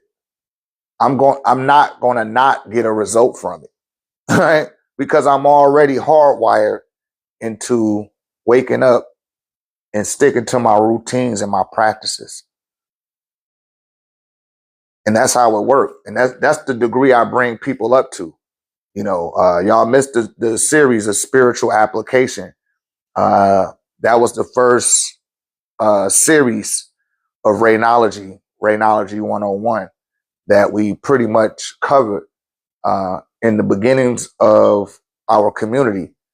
And we did 4 parts to that over the course of 2 years. And getting people used to spiritual application. You have to apply yourself. It's one thing to learn it. It's another thing to do it. And when you do it consistently, you get consistent results. If you do it in patches, you're going to get patchy ass results. If you kind of do it, then it's going to kind of work. But if you really do it, then guess what? It's really going to work. So when people come to me, and a lot of times they don't want to even come to me. They know they can't. There's too many people in the community. They be posting their confirmations in the threads like, yo, look at this, look at that. So you can't say it don't work. It's just your application. Is it spotty or are you consistent? Because it ain't about what you do every once in a while. It's what you do every day. And it's what you do the most. That's what determines who you are. Not what you say you are, but what you do. And what you do consistently, perpetually. That's going to kind of express exactly who you are. Right? And anything other than that is uncivilized. Okay, you guys, anybody got any other questions? Any other questions? Come join us. San Antonio, Texas. See how quick that year came around? July the 25th. July 25th, San Antonio, Texas. Tickets are still available. Y'all better take advantage of this discourse. Take advantage of it now. Because next I'm coming with the altar, with the kids. Shouts out to Laura. She said she expired. I can't wait to see you, Laura. I look forward to seeing you, beloved. Yep, you're the new member in the network. She gonna be getting it in. Watch how your applications start happening now. Not saying that whatever you're doing ain't working. Zay said he can't wait to be coming Tuesday. All right. Yeah, y'all gonna learn the steps to your manifestations, whatever techniques that you use. That shit about to be in hands now, right? Because we be doing the do. And when I say that, I'm talking about divine order. It's an acronym, do. Divine order. And the resonance of divine order is alignment. So a lot of you guys get these symmetrical alignments, and a lot of people, y'all see it when y'all talk to me. Y'all talk to me on the phone, or when y'all just be on here like, yo, an eagle just flew by me. Oh shit. I want to say that was you, Laura. It's like she seen a white squirrel. You know what I mean? She was like, oh shit. You asked me a question. Was that in the group or was that on here? I forgot where it was. But she was like, oh shit. A white squirrel just passed me as soon as you said that. Like stuff like that happen just all the time. Like, oh shit, Doc, it's 222. Like it's about to be 222 now. That was Moon Magic Monday. Yeah. I was going in on something. And she was like, oh, holy shit, there go a white squirrel. As soon as I had said, I made a pertinent point. And she tapped it off with that. But that's divine order. And trusting the forces and the power behind that divine order. Right? All right, it's about to be 222. I'm going to call out the 99 Neteru. If you know them, you can call them out with me. If not, just acknowledge. Abdul Kul Tafalat. Why Bazun be Bamu El Kalu? Who pa net to that? Minu Nut Sheu Kawun Elabihu. Atumre Nu net. He het. Kek ki kek Amun Amunet. Atum Shu Tefnut Ged Nut or Set or Saru. Nep that Satuk Haru Happy Anquid Anti. Nefertum Antu Bepti. Sekmet Het Har Bes Patah. Bas Amhotep. Who me hurt. Kepri. Meskahenit. Right? Kentamitu. Ika Neef Mayat Renintat. Shah Shishat Mafdat Sobek Anubu. Kanum Kansu Tanin. Sia Hikat Amsu Sarapi. Atumre Tahuti. Taret Selkat Ha. Nehepka Sokar Bait. Akir Anihiri. Wabwawi. Sikat Hitat. Marezgir. Sia Gadet Astinu Bahutit. Kanimtet Minket Hem Madudi. Kabasinu Duamutef. Merit Ura Ejinakabit. Sikat Anukat Jet. Tim Ua Uis Anku Aku Sata Sekti. Imta Nina Imuet Imseti. Himamu Ray Chef Mary. Amore. For the sake of all. Kawu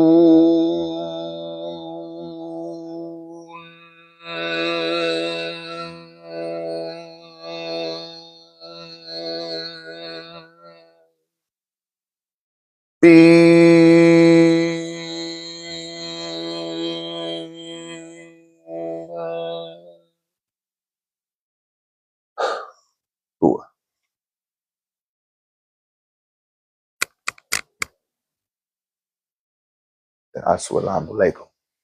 Wa alaikum salam.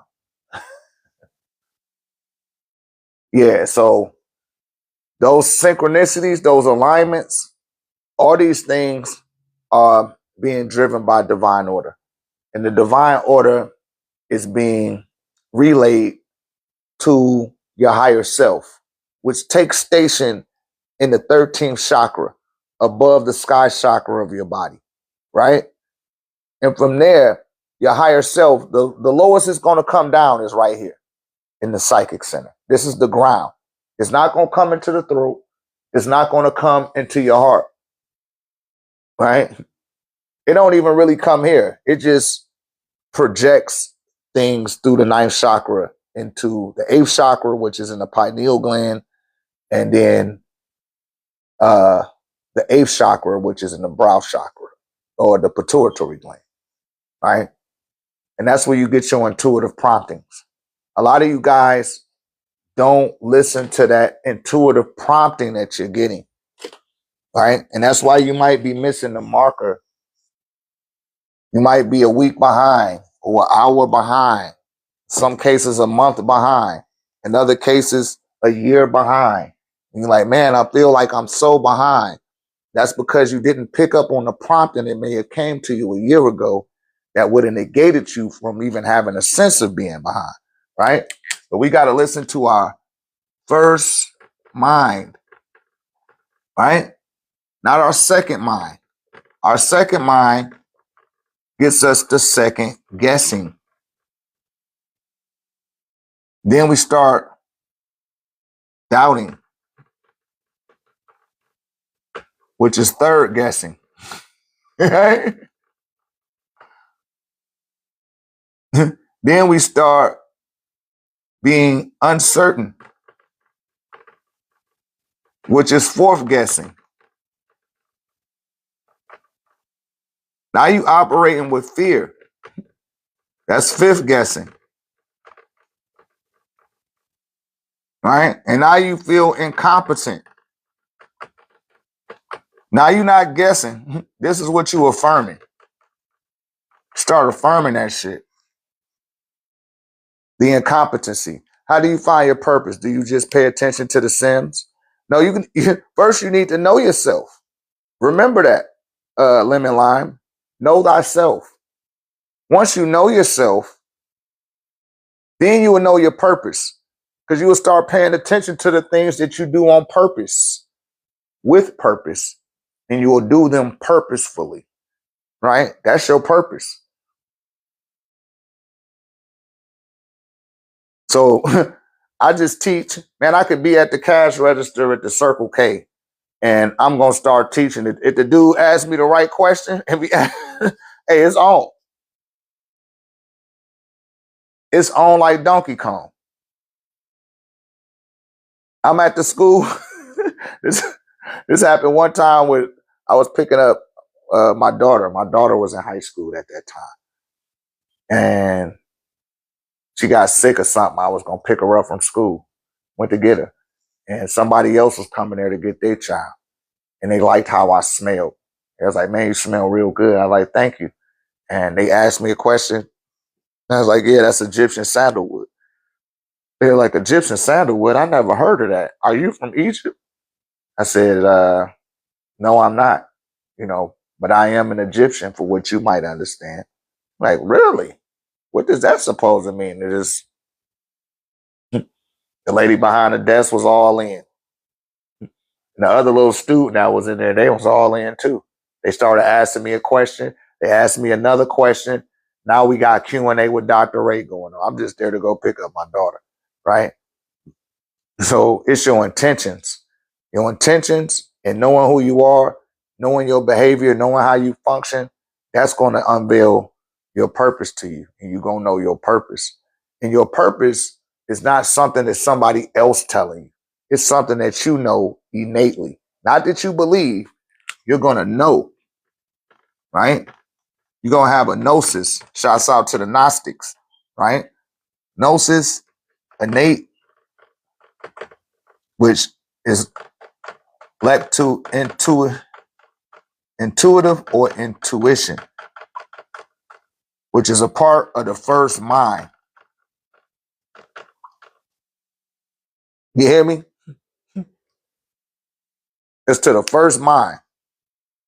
I had some money on my car. I might have had about $80 on my card. That was it, right?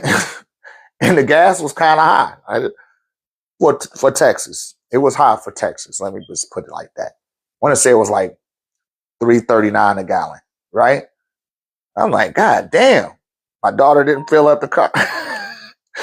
Like, I don't like that shit to get past a quarter. if that shit was past the half. And, you know, I don't care. I'm frugal like that. Like, shit, man, fuck. I looked in my pocket. I had a $5 bill. And I said, higher self, point me to the scratch off I need to get with this $5. I didn't even doubt it. I didn't second guess it. It told me to get that one, and I got it. It was a crossword thing.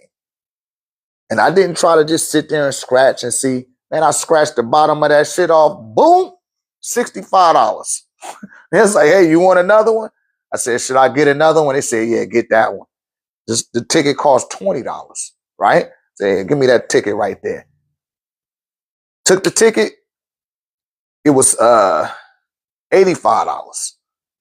So really, it was $65 again. So I'm like, damn, that's two 65s. Automatically, I thought about my mother. She passed at 65. And I was like, thanks, Ma. Right? Filled up the tank. I was like, you know what? Let me get some gas on so-and-so. And I paid it with that money. Because when I was going into the gas station, I was like, damn, man, I only got $80 on my card. I don't want to.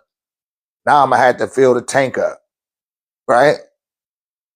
I was like, man, I don't want to have to touch my card. I want to wait till some more money is on my card. I'll deposit some more money on there. And I looked and I found it, right? The $5 in my pocket, because I don't carry a lot of cash. I don't really do that. So when I had it, I took that as an invitation from my own higher self to listen to what it had to say. And I responded accordingly. And you could do the same thing. You do the same thing. You do it all the time. You're just not aware of yourself at that level. That's why the first axiom of antiquity is to know thyself. And the beginnings of that is in studying the physical anatomy to the best of your ability. I'm not saying you got to be Yaki awakening. That was that nigga's calling, right? That don't have to be your calling, but you should still have a generalization of your body's systems, how they function. You should know about the cells, the tissues, the organs, your muscles, and your skeletal system. You should want to know that because it's you on a practical, rational scale of who you are. You had to acknowledge that. You can't disregard that. If you disregard it, then guess what? There's beings watching you outside the range of the visible spectrum, seeing you behave in a doubting manner. And they feed on that type of energy. There's beings that feed on your uncertainty. It feeds them. And they start orchestrating events in your life around you because you're not orchestrating the event. So it start orchestrating shit for you to put you, to align you with fear. Where more lower forms of energy frequency beings feed on fear.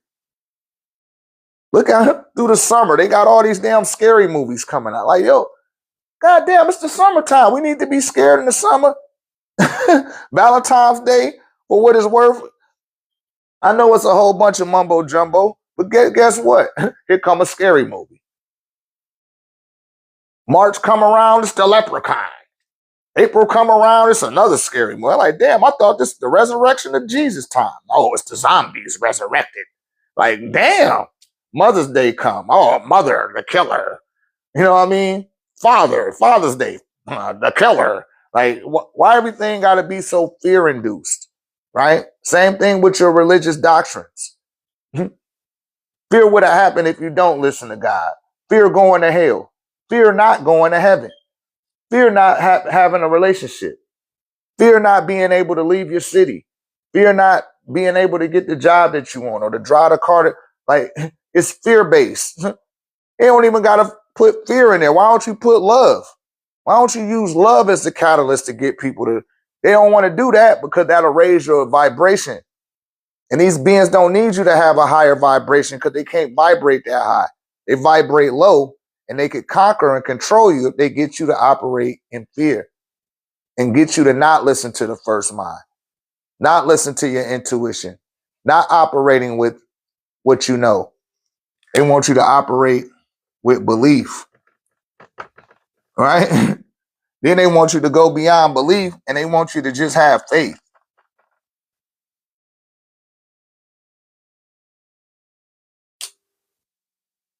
All you people that clock in a 40-hour work week or more. What if your boss came up to you on Monday and said, hey, man, just put his hand on your shoulder, or she put her hand on your shoulder and said, hey, just have faith that I'm going to pay your ass on payday. You're going to start looking at that being sideways, right? If they told you to have faith that they're going to pay you.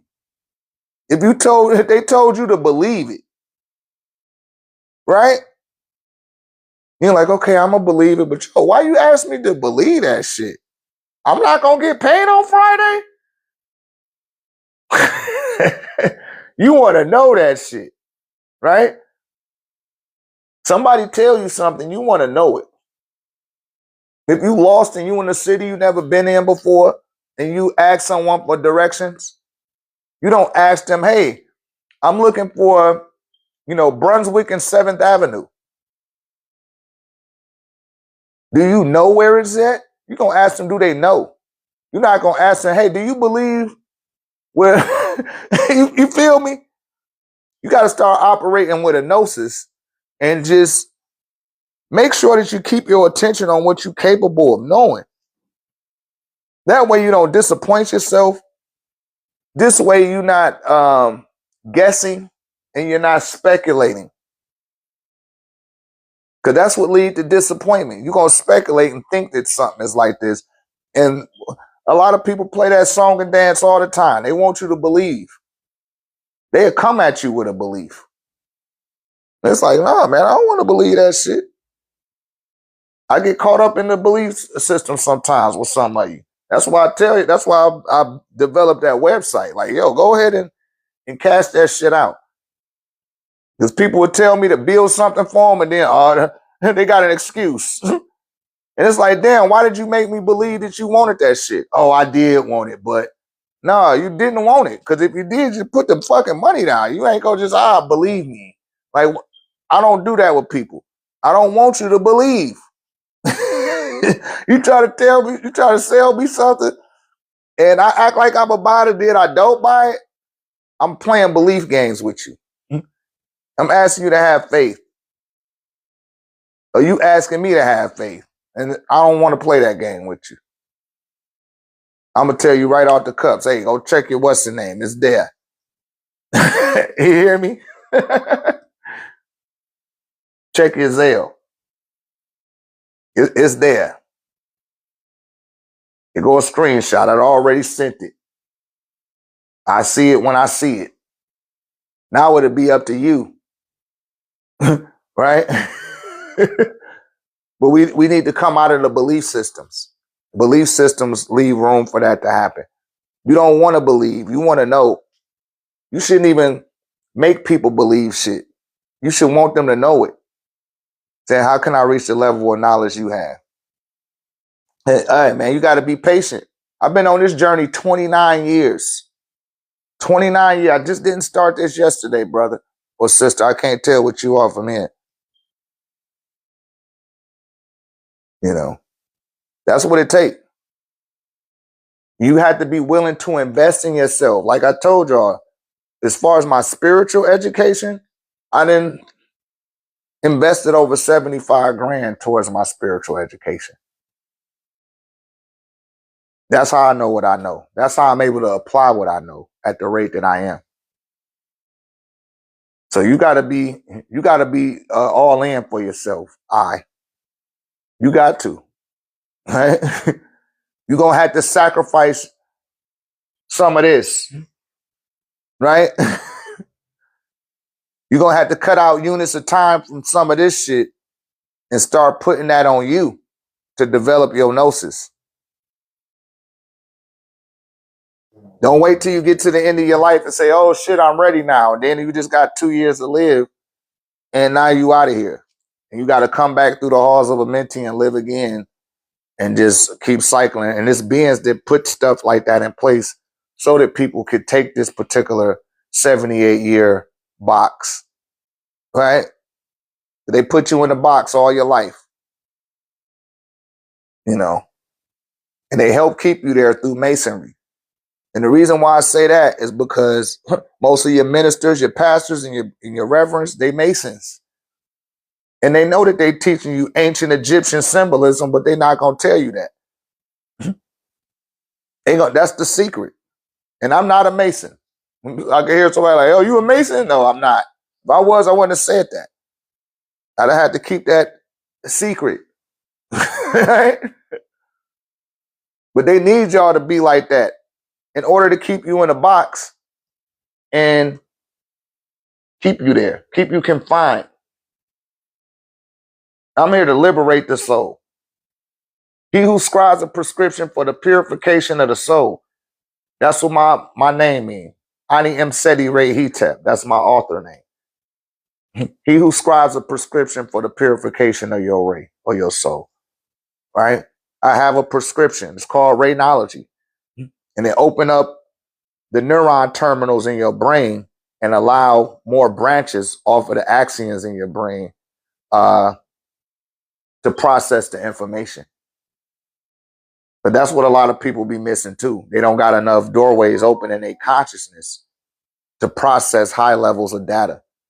So you might say, man, how do I get to that level? If I just opened up my holy tablets and say, hey, man, read this, that should have put you right to sleep because you don't have enough neurons to process that degree of information, right? I'll pull out another book like, hey, try to read that, knowing that you can't read it. That's why I tell people, hey, start with the dictionary first so you can know what the words mean, learn the etymology of the words, start to break through the grimoire. That's why I spend a lot of time talking about the grimoire. That's essential to know that as well. Because when you know the grimoire, you can see that that's what's kind of blocking people too. But once that governor is removed from your third eye, man, you can start absorbing information like you did when you were a child. I don't know how old you are now, but between the time that you was born till you started going to preschool, you didn't have to sit down in front of a teacher and raise your hand. You didn't learn like that. You wasn't given some textbook or some work paper to learn. No, you just absorbed all the information out the environment. You absorbed it into this area, the subconscious mind. The same way you was doing that when you was in the womb of your mother and the umbilical cord from her uterus, it wasn't going into your head.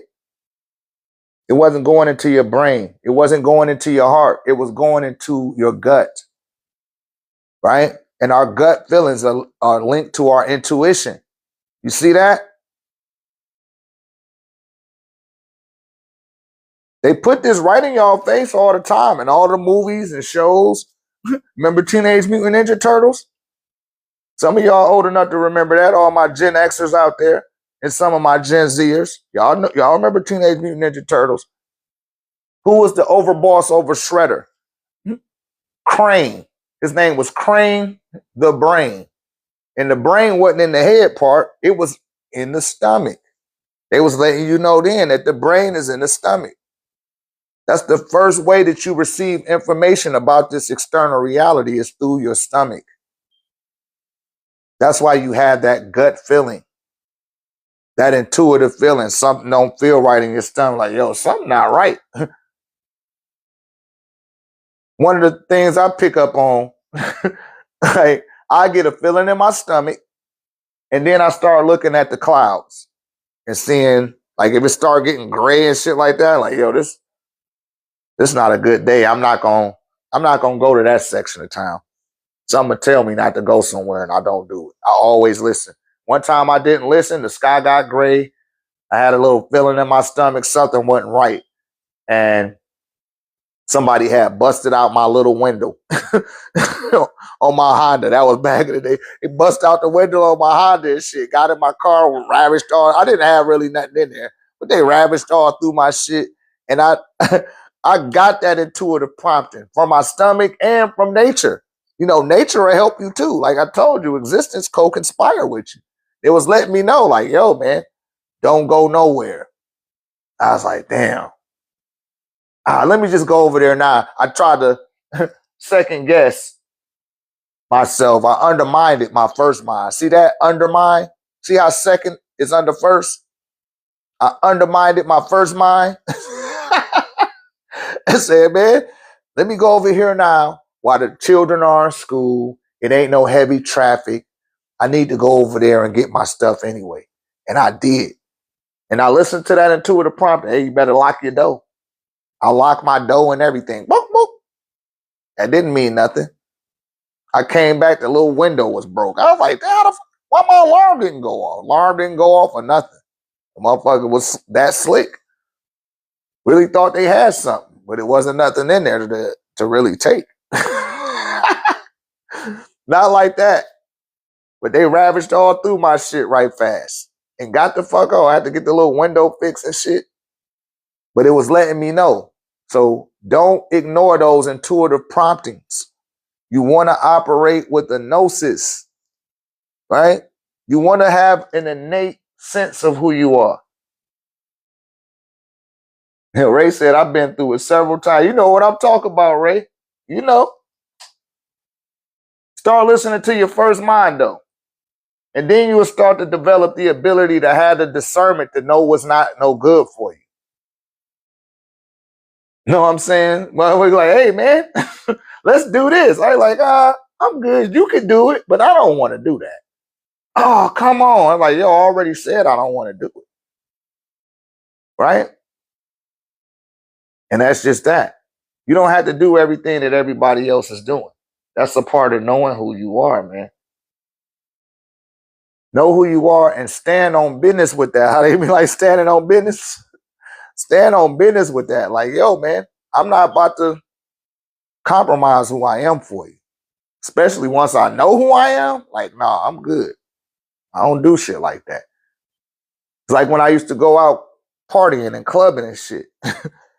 And I done had that second shot in that beer. I'm good. I know what's gonna happen if I have another one, right? The room gonna start spinning. I be like, nah, they like, yo, have another one, come on. And the person that be saying that, they be the one throwing up, getting the DUI, because they didn't listen to their first mind. And your first mind said, hey, man, ooh, that one went down kind of hot. Don't get another one. And you done finished it. Your first mind, your intuition, it done told you, like, hey, don't get another one. Your little thick thing and that little spandex skirt came up. Where mine at? You gonna get me one? You like, shit, yeah. Hey, let me get two. You start spitting your little mat game to her. Your mouth get all watery and shit. The room starts spinning a little bit. She talking some goofy shit to you. That shit start fucking with your head. You like, man, excuse me, I gotta get up. You trip over yourself and shit. You all fucked up because you done had too much. You done went past your limit, right? And that's what we do when we don't listen to our first mind. We go beyond our limits. And we end up being a damn fool. Don't go beyond your limits. You know, act your wage. That's another thing. Act your wage. Budget your money. Budget your time. Budget your energy. Stop being a people pleaser. Stop being a people pleaser to your own damn self. You know you can't do some shit. It's going to take you a couple of weeks to do it. It's just going to have to take you a couple of fucking weeks to do it. You hear me? Save your money. Stop going out to eat all the goddamn time. You know you don't got it going on like that. Even just because you can afford to do it don't mean that you should be doing it. And I know a lot of y'all first mind be telling you that shit. Like, yo, man, don't do that shit. Don't do it. I remember when the Perp and the Kush first came out. I used to love it. But guess what? I was like, man, if I want to have that, I can't be going out to eat no more. I'm not going out to eat. Fuck that. And I stopped going out to eat. I started making me turkey sandwiches at home, tuna fish. You know what I mean? And I was hustling. And I still, it's my little Kush money. Any type of money I get that I wasn't expecting, I will put it to the side for my little Kush. And what do niggas be saying? Hey, man, let me hit that with you. Like, hell no, nigga. You ain't put on in on this. Like, hey, I got 5 on it. Like, nah, 5 ain't enough, bro. I need a dub. A dub? Like, yeah, man, you need a dub. You want to hit on some of this, G. Like, oh, you acting bougie. I don't give a damn. But I knew that that's what I wanted, and I wasn't going to allow it to compromise for nothing. But I had to compromise with myself if I wanted to have that. So I wasn't going out to eat no more. You know, for a time. I get my children something out the drive-thru, and I wouldn't get nothing for myself. Hey, Daddy, you not getting nothing? I like, nah. I'm gonna eat when I get home. I have a peanut butter and jelly. You hear me? But people don't take that approach. They just think that, man, I got it. I could just get anything. And then your lights get turned off. Now your lights off. You like, oh shit. You know why your damn lights off. You ain't pay that damn bill. You want to be fucking doing what the fuck you want to do and not thinking about the future. You know you need your damn lights. I'd rather have my lights on than have just a few in my pocket. You know, it's prioritizing. This is all dealing with the levels of knowing yourself and listening to your mind. Which degree of the mind are you listening to? Because once you stop second guessing, once you go past the second mind and second guessing, it's all downhill from there. Right? It's all downhill. And I could tell when I ask y'all a question, I'd be like, hey, who know the answer to this? And then y'all be guessing. I could tell which end of the spectrum of guessing that you on. Just by the way that you guess. And I'd be like, no, I ain't asked you to guess. I asked who know. Right? Don't guess it. If you had to be brought to a point in your psyche where you start guessing, know that you're not operating from your intuition. You're not with the first mind. The first mind is going to be so fucking clear and concise. And you be like, damn, I'm glad I listened to my first mind. I'm glad I listened to mine and didn't not listen to it. Because if I didn't, boy, I would be in trouble right now. Right? That's how things work. You know them times when you about to rush out the house, you late for work, and you get in the car and you ain't even got the keys. You forgot to lock the door last night. And you're like, damn, I done forgot my keys. Damn, where my keys at? You spend another 5 minutes looking for your keys. 10 minutes pass, you call your job and be like, hey, I might be about 5 or 10 minutes late. I can't find my keys. You find your keys. You done walk past them 3 or 4 times. They were just in a place you're not used to putting them. You pick them up. You got in the car, right? You leave your subdivision. You go out to the main road. And all of a sudden, it's a traffic jam and it's a badass accident. Up the road where if you would have left 5 minutes prior, that would have been you in the accident. But your own higher self was attempting to give you that prompting by making you late, making you forget where you put your keys at. Because you're not used to taking those intuitive promptings from your own first mind.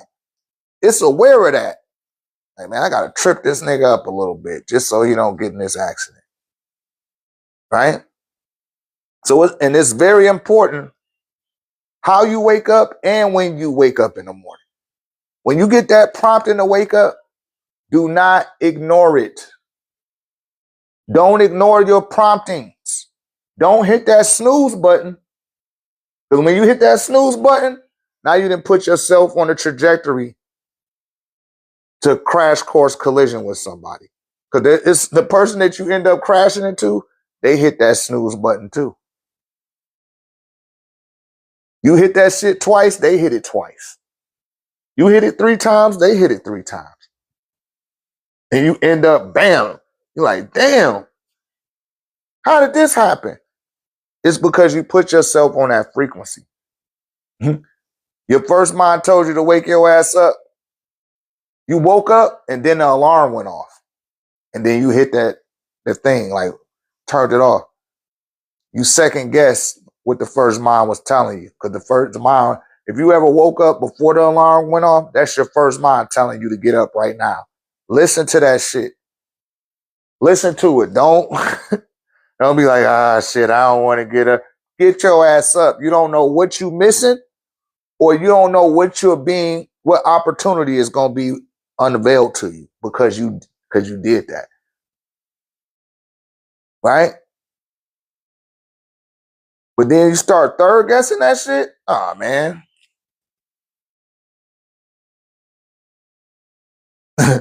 I be driving, taking my wife to work or something, and the dude be behind me. Hurry up! I'm late.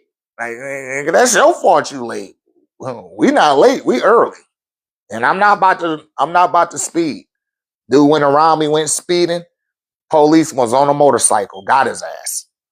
Now you really about to be late. And you about to be out of pocket. Because I know y'all done seen it. Y'all done seen it. I'm not telling you something that you didn't experience yourself or you didn't bear witness to, right? That shit happen all the time. And all of that's caught up in this paradigm, oh, I just gotta go to work. I just got to, right? Not saying that you don't have to work, but don't over involve because they'll fire your ass in a minute. You could die, have a heart attack, go into cardiac arrest in a fucking minute. It can happen real fast. And guess what? They'll have somebody else in your position in 2 weeks. They won't even show up to your damn funeral. So you need to start putting more attention. I'm not saying fuck your job, but you need to give yourself that energy that you give in your job. Give that shit to yourself first. You hear me? I remember telling a wave of students a couple of years ago. I was like, yo, start spending units, get up a couple of hours early. And the stuff that you was gonna do after work, if it's dealing with the house, do that shit at home first. Then go to work. Watch how fast your work day go by. You know you gotta be at work at 8 o'clock. It take you an hour to get to work. You leave at 7 o'clock. Get up at 4:30. Make your favorite meal that you wanted to make when you get off from work. You can prep it or eat it then. For all you gamers and shit, get your little game in the morning before you go to work. Do all the stuff you like to do before you get to work that you do after work. And watch how fast that day go by. You're going to be like, damn, they be going by fast. Yeah, that's because, when you get off of work, you ain't got nothing to do except go to sleep and prepare for tomorrow. And you could even strategize more clear and concisely on how to approach the next day. And I'm telling you all that from experience. So we might be on the job site and it spill over the time. It's like, man, I gotta just get off of work. I can't wait to get off. Like, you don't want to get off? Like, no, not really. I don't mind staying on the clock. I want overtime. That's the type of shit I used to like, I want some overtime. I ain't really tripping. Like, damn, don't you be wanting to have some time for yourself? Like, yo, I did that this morning. I ain't had to be to work to, I was like on call with the last job I had, where I really worked there for like 5 years, right? But man, anything past 9 in the morning that I had to work, oh man, I'm gonna do what the fuck I gotta do for the day. I'm gonna get up at 5 in the morning and I'm gonna do me. You know what I mean? Sometimes I twist up. Sometimes I have a steak and eggs. Sometimes I watch the game that I missed yesterday. I watch that shit in the morning. You hear me? Or I watch a little television series and do all the stuff that I would do. And so when I get to work, all my attention is right on work. I'm focused on that shit. I'm improvising on that shit while I'm right there at the job. They're like, hey man, good job, Green. You're kicking ass this week. I like, thank you, sir. Hey, you need to show some of these other people. Like, nah, they don't got enough discipline and obedience to be functioning like this, what I be doing. Because I get the fuck up and make sure I'm spending some time with me. Like I'm putting some me time in and doing the stuff that I want to do, right? Before I start work. Lunchtime come around, I'm all happy and excited about lunch because I done packed my lunch instead of going out to go buy something at the Chili's or buy something at the KFC or whatever the fuck, Subway or what have you. I ain't even got to waste time on standing in the line doing that. I got my own little shit. You hear me? Listen, I'm telling y'all, do these type of things. It's what you do with your units of time, not what your units of time do with you. That's what's going to determine how far you get. You hear me? Anybody got any other questions? Any questions?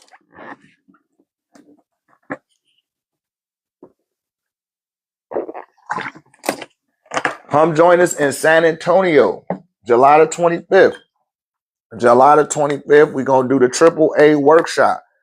All AAA members, for those that don't know, you don't have to pay. Just bring your ass. You might have to give up your seat. You know, some of y'all might have to have y'all give up your seat. You know, stand on post or something. But other than that, bring your ass if you belong to the AAA. You need a refresher. You need to get in alignment. Bring your ass. Right? And everybody else bring your ass. Because those people get accelerated along the path. You got to follow the instructions and the direction that's given to you. You do that, I guarantee you're going to get results. I guarantee it. I guarantee it at this point because I've been doing the discourse over 10 years. This might be year 11. This shit work, man. That shit work. And it work even better when you got a connection to somebody that you love dearly. You know, the deeper the love, the deeper the connection. I'll say that one more time. The deeper the love that you have for somebody, the deeper the connection is, the easier the connection is, right? And y'all will get all of the ins and outs and all the nuances once you come out to the event. Because it's like, yo, once you get that shit, it's on you. Like I said, you kind of do it, it's gonna kind of work. But if you really do it, then it's really gonna work. And I've had people that have grown leaps and bounds from taking this discourse. I mean, I don't know what else to tell you. Like my testimonies, it didn't empower me on another level. Right?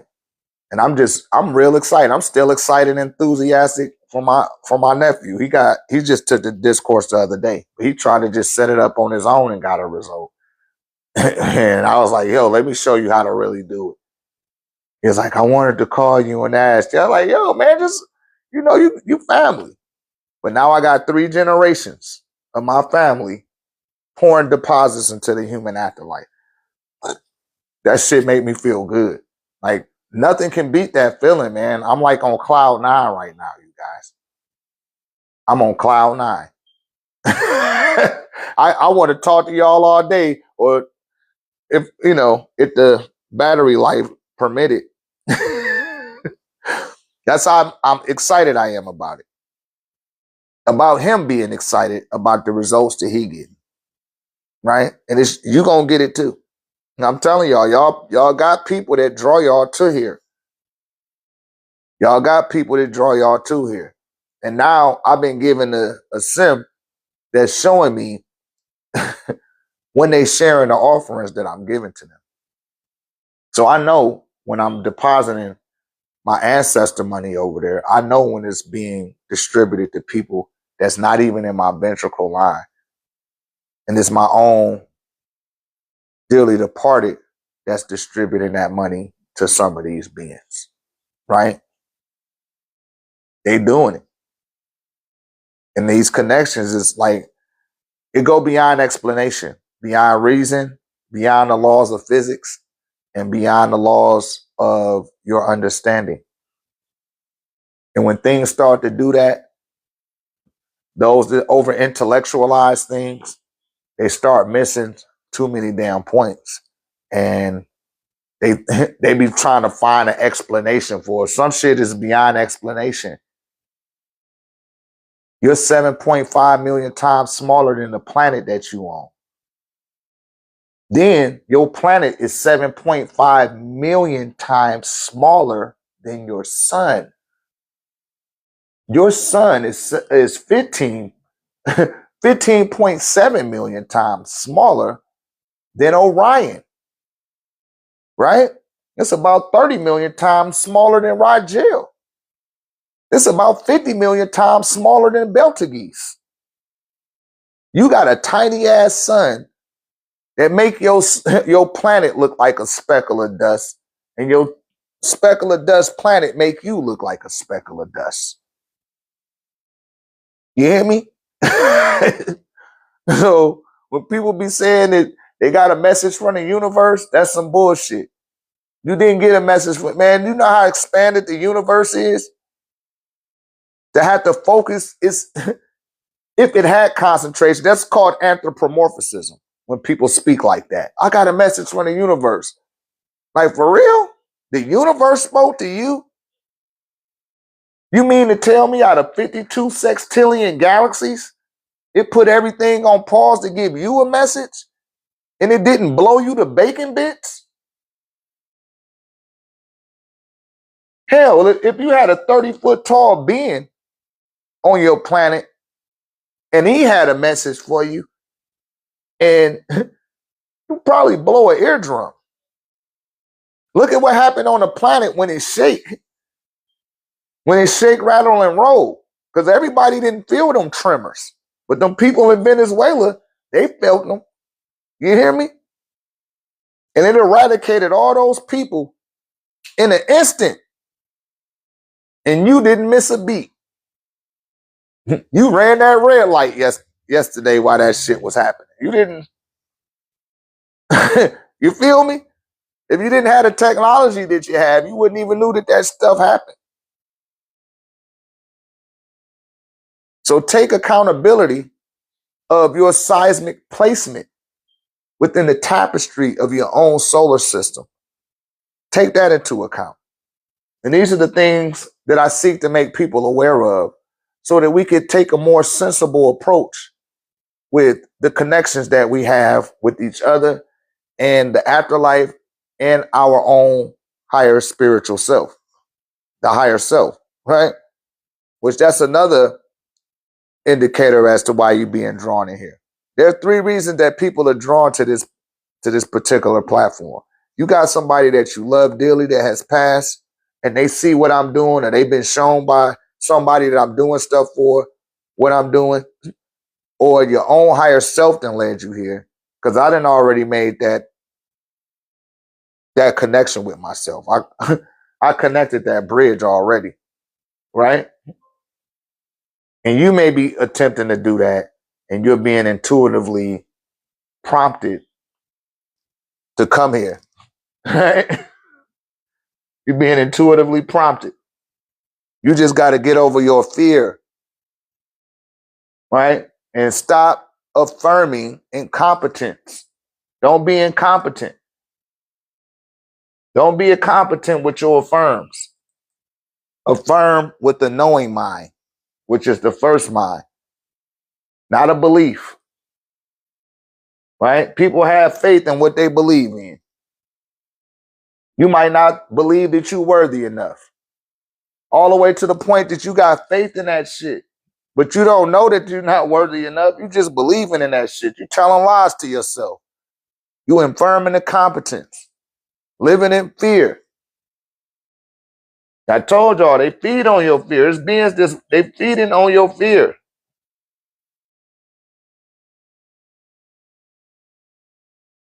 Anytime I get in fear, I think about the last time nigga got the busting at me and shit. You know what I mean? Trying to line me up. I like, shit, man. This ain't nobody trying to line me up. Ain't nobody busting no shots at me. What I'm in fear for? And even then, I wasn't as in fear as certain situations. Like, yo, man, fuck fear. I'm not fearing this shit. You hear me? These are go-tos that you can use as you start to journey through the internal gateways of the divine self, right? That's what it takes. Only spiritual connections you need to be making is with those beings that you've experienced in this reality that have preceded you in death. That's the first type of connection that you need to be attempting to make. Don't, everything else is a speculation. I don't care what you say. It's a speculation. It's a lot of guesswork involved, or you develop some type of psychosis, right? And I'm not saying that you're not capable of seeing some shit, but I'm saying you're doing your own self a disservice taking that route. And what I do with the people in the community and the students, AAA Academy, I show the people step by step how to conduct yourself and what to do at your altar. I had somebody hit me up the other day. They said they had an altar, but they don't know what to do in front of it. I was like, so what do you do? And he was like, shit, I don't know. It's like, nah, man, you got to do just come take my discourse. Come join the community and let me show you how to get out. So you're just not standing there looking crazy and shit. Getting jokes. They be cracking jokes on y'all, some of y'all ass. I'm talking people that got altars. They be cracking jokes on y'all. Like, yo, man, motherfucker ain't even doing nothing. You know, say something. You know, talk to their ass. Man. But any other questions? We got any other questions here? Any other questions? All right. Don't ask no questions. I'm going to get my ass off of here. Got some pieces to deliver. Come join us in San Antonio. Don't forget to get the Rudy Paradigm, 1089techvision.com. Get that ebook. We are running a sale on chest plates. Running a sale on chest plates and medallions as well. Up to 40% off. Get the tech. Discount code available on the Facebook page, 1089 TV. Utilize it. Come join the community. Moon Magic Monday coming up, and we about to have a full moon. I hope y'all been doing your moon magic for my people in the group, right? I can't wait to hear some great reports. Can't wait to hear them. But yeah, come join us. Come join the community. Said the altar is like a grave site for your house. No. The altar is like a modem into the spiritual universe that puts your psychic center online with the human afterlife. That's what it's like. A grave site is a grave site, right? A grave site is a grave site and an altar is an altar. Those are two different things. Those are two different words, right? But it's not a grave site for your house, beloved. It's a portal. It's your own personal portal to make a connection into the afterlife without breaking any of the guidelines and bylaws between the two universes. You have to have an altar in place. For all you religious people, there's over 400 places in the Bible where they were told to build an altar. And some of you will say, well, shit, that was an altar to God. Well, God, according to that scripture, was a family member. And he called all of his creation his children. And if you read Genesis 5, it shows you that they call out all of the names all the way back to Adam and Eve. That's like pouring a libation. Only thing that was missing was an ashe between each name. Don't believe me? Look that shit up. This is our stuff. This is how we conduct ourselves. The Orientals do it, right? Every variant of Oriental and Asian person got altars. They're deposited into the afterlife for theirs. They even got a big celebration that they do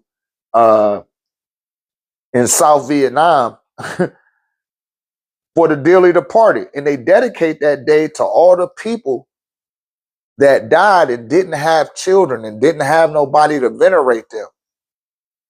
They all get together and burn ancestor money until the sun go down for those people. You hear me? Same thing for the Hindis or the Hindus and the Punjabis. Like, why you think they winning? Same thing for the Africans, right? That's why they winning. That's why. But they call it, they're feeding those forces that's coursing through their veins. They're feeding the forces that's coursing through their veins. They're taking their intuitive promptings, and they're not second guessing. So how do you show respect for someone else's altar? Oh, you just, I say make an ankh. You follow? That's what I do. And I say, hey, man, the ancestors be with you. Especially, I don't really go into other people's home that don't have an altar or that have an altar. If I do, I'm a prostrate before the altar. Even when I go in the crystal stores, I prostrate before the altar. Some of them have altars in it. You know what I mean? If you see a restaurant with an altar, I'll prostrate at the altar. You know, especially a lot of Chinese food places. Some of them have altars in it. I've been known to go into their place of business, and you know, I make an ankh in front of the altar. You know what I mean? Thank you, Grandfather Jade Emperor. I'll sit there, then I'll get down and prostrate. I did that one time. The lady was like, "You don't have to pay for your meal here." She was like, "God bless you," because I did that. That shit fucked her up. That I did that. I was just like, she had the Grandfather Jade Emperor up there. You know what I mean? I give it up to the Grandfather Jade Emperor every day, 3 times a day, sometimes 4. Salute to the Grandfather Jade Emperor, right? That shit for real, man. Shouts out to my people in Haiti. I always got to give it up to the Haitians. Like, they venerate. They know about that. They don't forget they dearly departed. You welcome, beloved. They come here and they get the winning. Same thing for my Mexican brothers and sisters. Shouts out to them. Not all of them, but a lot of them do have altars. Y'all need to go see.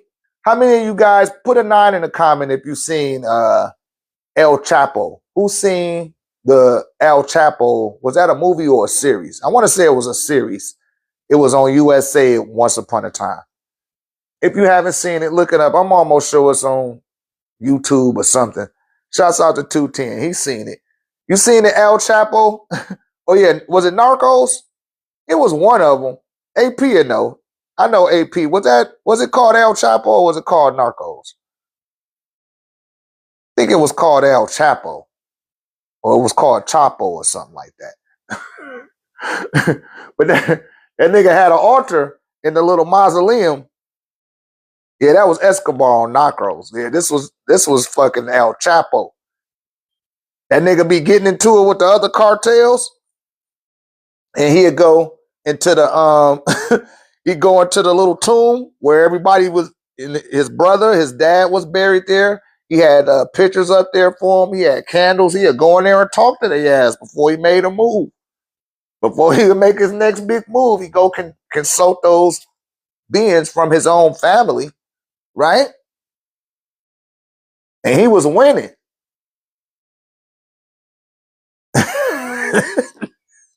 That's how it works, you guys. Like, they put it right in your face. This last Avatar that just came out, they just bought it out. I think it just came out on Disney Plus, right? That's where I seen it. But they talking about the ancestors in there, man. They showing you.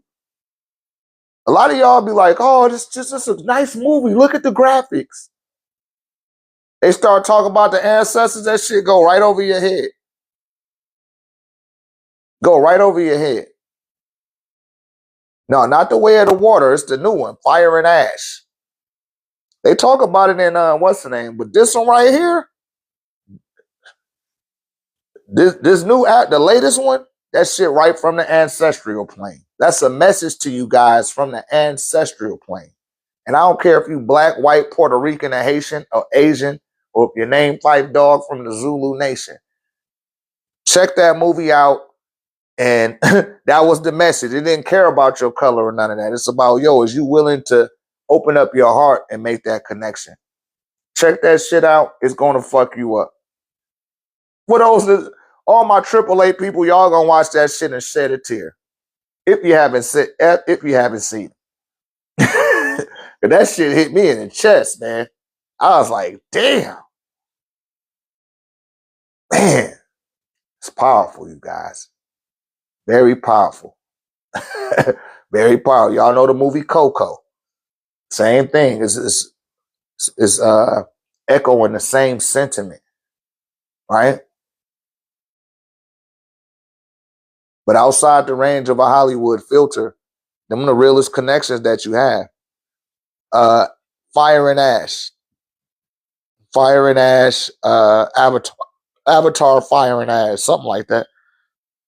Excuse me. If you got Disney Plus, I think there will. It's on Disney Plus.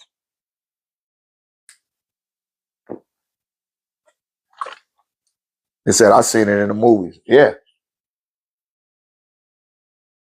I wish I would have seen that at the IMAX, man. I don't know how that movie got away from me. Something was out at the time that negated me from seeing that. I forgot what it was, but that's a direct message from the ancestral plane. That movie, and then look at the name of it: Fire and Ash. For all my community members that be burning that ancestor money, that be burning them tech notes. You, that was the ultimate sim that I needed to watch it. I seen it said Fire and Ash, and I was like, damn. I wonder when that. I said, is that shit on the what's the name? And I looked, and it was on there. I guess it just came to Disney Plus the other day. I don't know, but I seen a little commercial for it. And just the fact that they said something during a commercial about the ancestors and the shit was called Fire and Ash, I was like, gosh, that movie powerful, man. And when I got to the end of it, I couldn't help but almost shed a tear. I didn't shed a tear, but it was coming. If it didn't end the way that it ended, I would have cried. I might cry when I watch it again because I'm going to watch that shit again, man. Very powerful. And I'm going to tell y'all going to start seeing even more movies driving that point home. Because I told y'all, in order for the Luciferians to rule over you, they had to present the truth to you.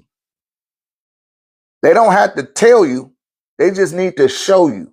It's up to you to have a discernment when you're watching those movies and all that entertainment, what it actually means. And if you don't take that approach, man, that's on you. You know what I'm saying? That shit be on you because the spiritual universe don't spare your feelings. It just send your ass back here. If your consciousness can't register on that plane of existence, it'll send you back to this dimension. It was like, damn, you spent your whole life and didn't prepare for this shit? Oh, go back. You're not ready to come here, right? You're not ready to return back home yet. You still need to be gone. It's analogous to how, don't you know how when you was little, your mama say, take your ass outside. And then you go outside and then you come back in a couple hours later and you be like, woo, it's hot out there. I'm ready to come in the house. And your mama be like, no, go take your ass back outside. Don't come back in here to the damn sun to them street lights come on. I don't want to see your ass. You hear me?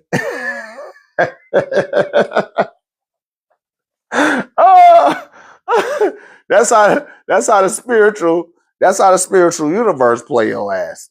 You know what I mean? Like, oh man, shit. No, take your ass back. Another one. Moon Knight. I don't know if y'all watch Moon Knight on Disney Plus. That's on Marvel. Check out Moon Knight. All my people in the 1089. I told y'all before, but go watch the Moon Knight. You know, if you don't feel like sitting through the monotony of the plot, just go watch episode 5 and 6. Watch 4, 5, and 6. But if you want to, yeah, you watch the Shamari, huh? Yeah, you see? Yeah, 4, 5, and 6. If you just want to get to the nitty gritty of it all, to see everything that I'm talking about, like, and Shamari will tell you, he just said it, but man, I mean, the shit right there in front of people's face is your third eye open, is your mind's eye open. in order to have the discernment to see what's being put right in front of your face. They see that you go for the okie doke, they're gonna start making y'all take another jab again. Cause that's what happened last time. It was like, damn, these people that sleep.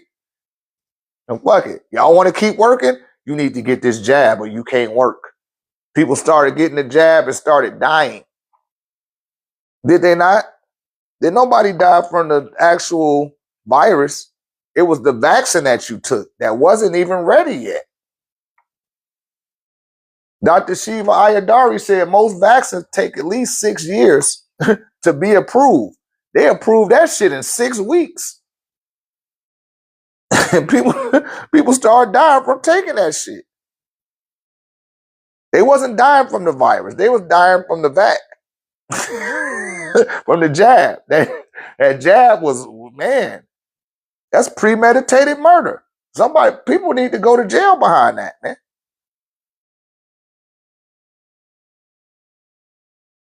Yeah, they need to go to jail behind that. But as I aforementioned, they put this stuff in y'all face every day. And they know a lot of people say, oh, that's just a movie. It's entertainment. Oh, that was just so nice. I like that. Didn't catch none of the messages. They like, damn, people not changing. People not. Say, ain't Bill Gates going to trial for that? I don't know. I don't be watching the news like that. But now that you just said it, I'm damn sure going to look that up. Right? I'm going to go into, what's it called? The Microsoft thing. Is it CNBC or whatever? MSBN. I'm going to go into the MSBN and see. And I wouldn't doubt it. Right? Yeah, I wouldn't doubt that shit, man. But what's the day? Try to get it. Shouts out to Ready to Wear. Hey, Ready to Wear. How you doing, loved one? Yeah, Andy Fauci or Tony Fauci. I don't know which one of them. Whatever one of his first name is. The Fauci dude. His ass need to stand trial too. People don't know he done been in the White House over 40 years. No, man, you need to fucking retire. Yeah, Anthony Fauci, that's him. And he is not no scientist. Don't let him lie to y'all. What he do? Shouts out to Dr. Shiva Ayadari, the senator from Massachusetts. But what he does is he approves grants for scientists.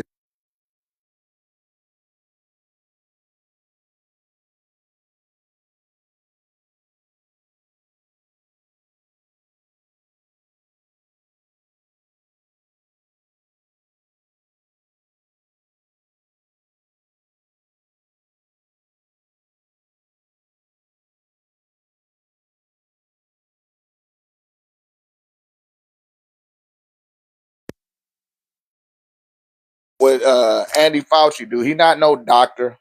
They just violated me. They just violated me for misinformation. They just violated me for misinformation, y'all. As soon as I turn my mic on. Hypocrites. TikTok, you're hypocrites. You're hypocrites. And like, yeah, your live isn't no longer visible to people.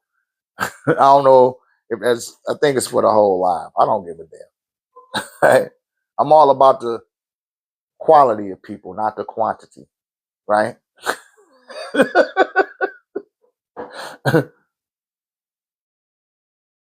But that's what Anthony Fauci, you the one putting out the misinformation. Oh yeah, I know y'all see me. I know you see me, Ray. But they was like, they're not gonna let my live not popping up. Don't you know how they be showing the people that's live right now? I'm one of them people that don't pop up in there. They like, yo, we're not letting people see your live. His overlords must have got wind that I was on here, eating his flesh. And I don't give a damn. You's a liar. You know what I mean? And he need to be charged for all them people that done lost their life too.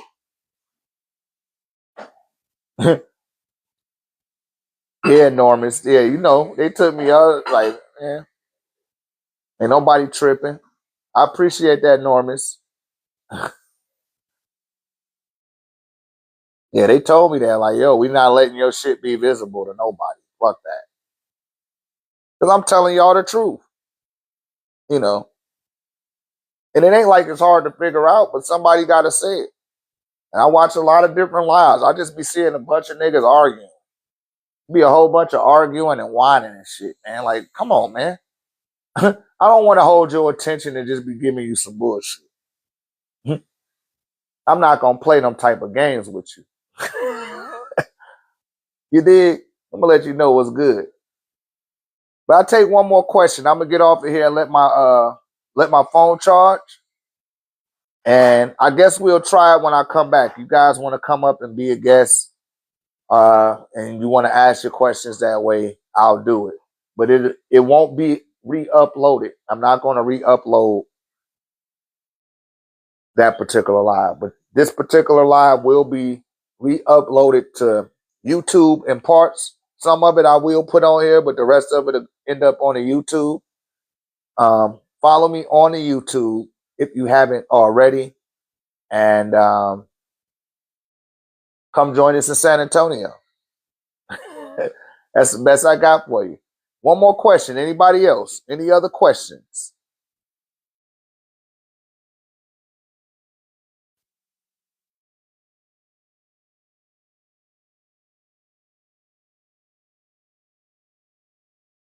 Nope. All right, cool. We're going to get on up off of here. I've been your beloved brother, Dr. Ray at OrgoniteTEK, Master OrgoniteTEK builder, teacher of radiology, wielder of primordial energy. Make that purchase. Come join us in the community.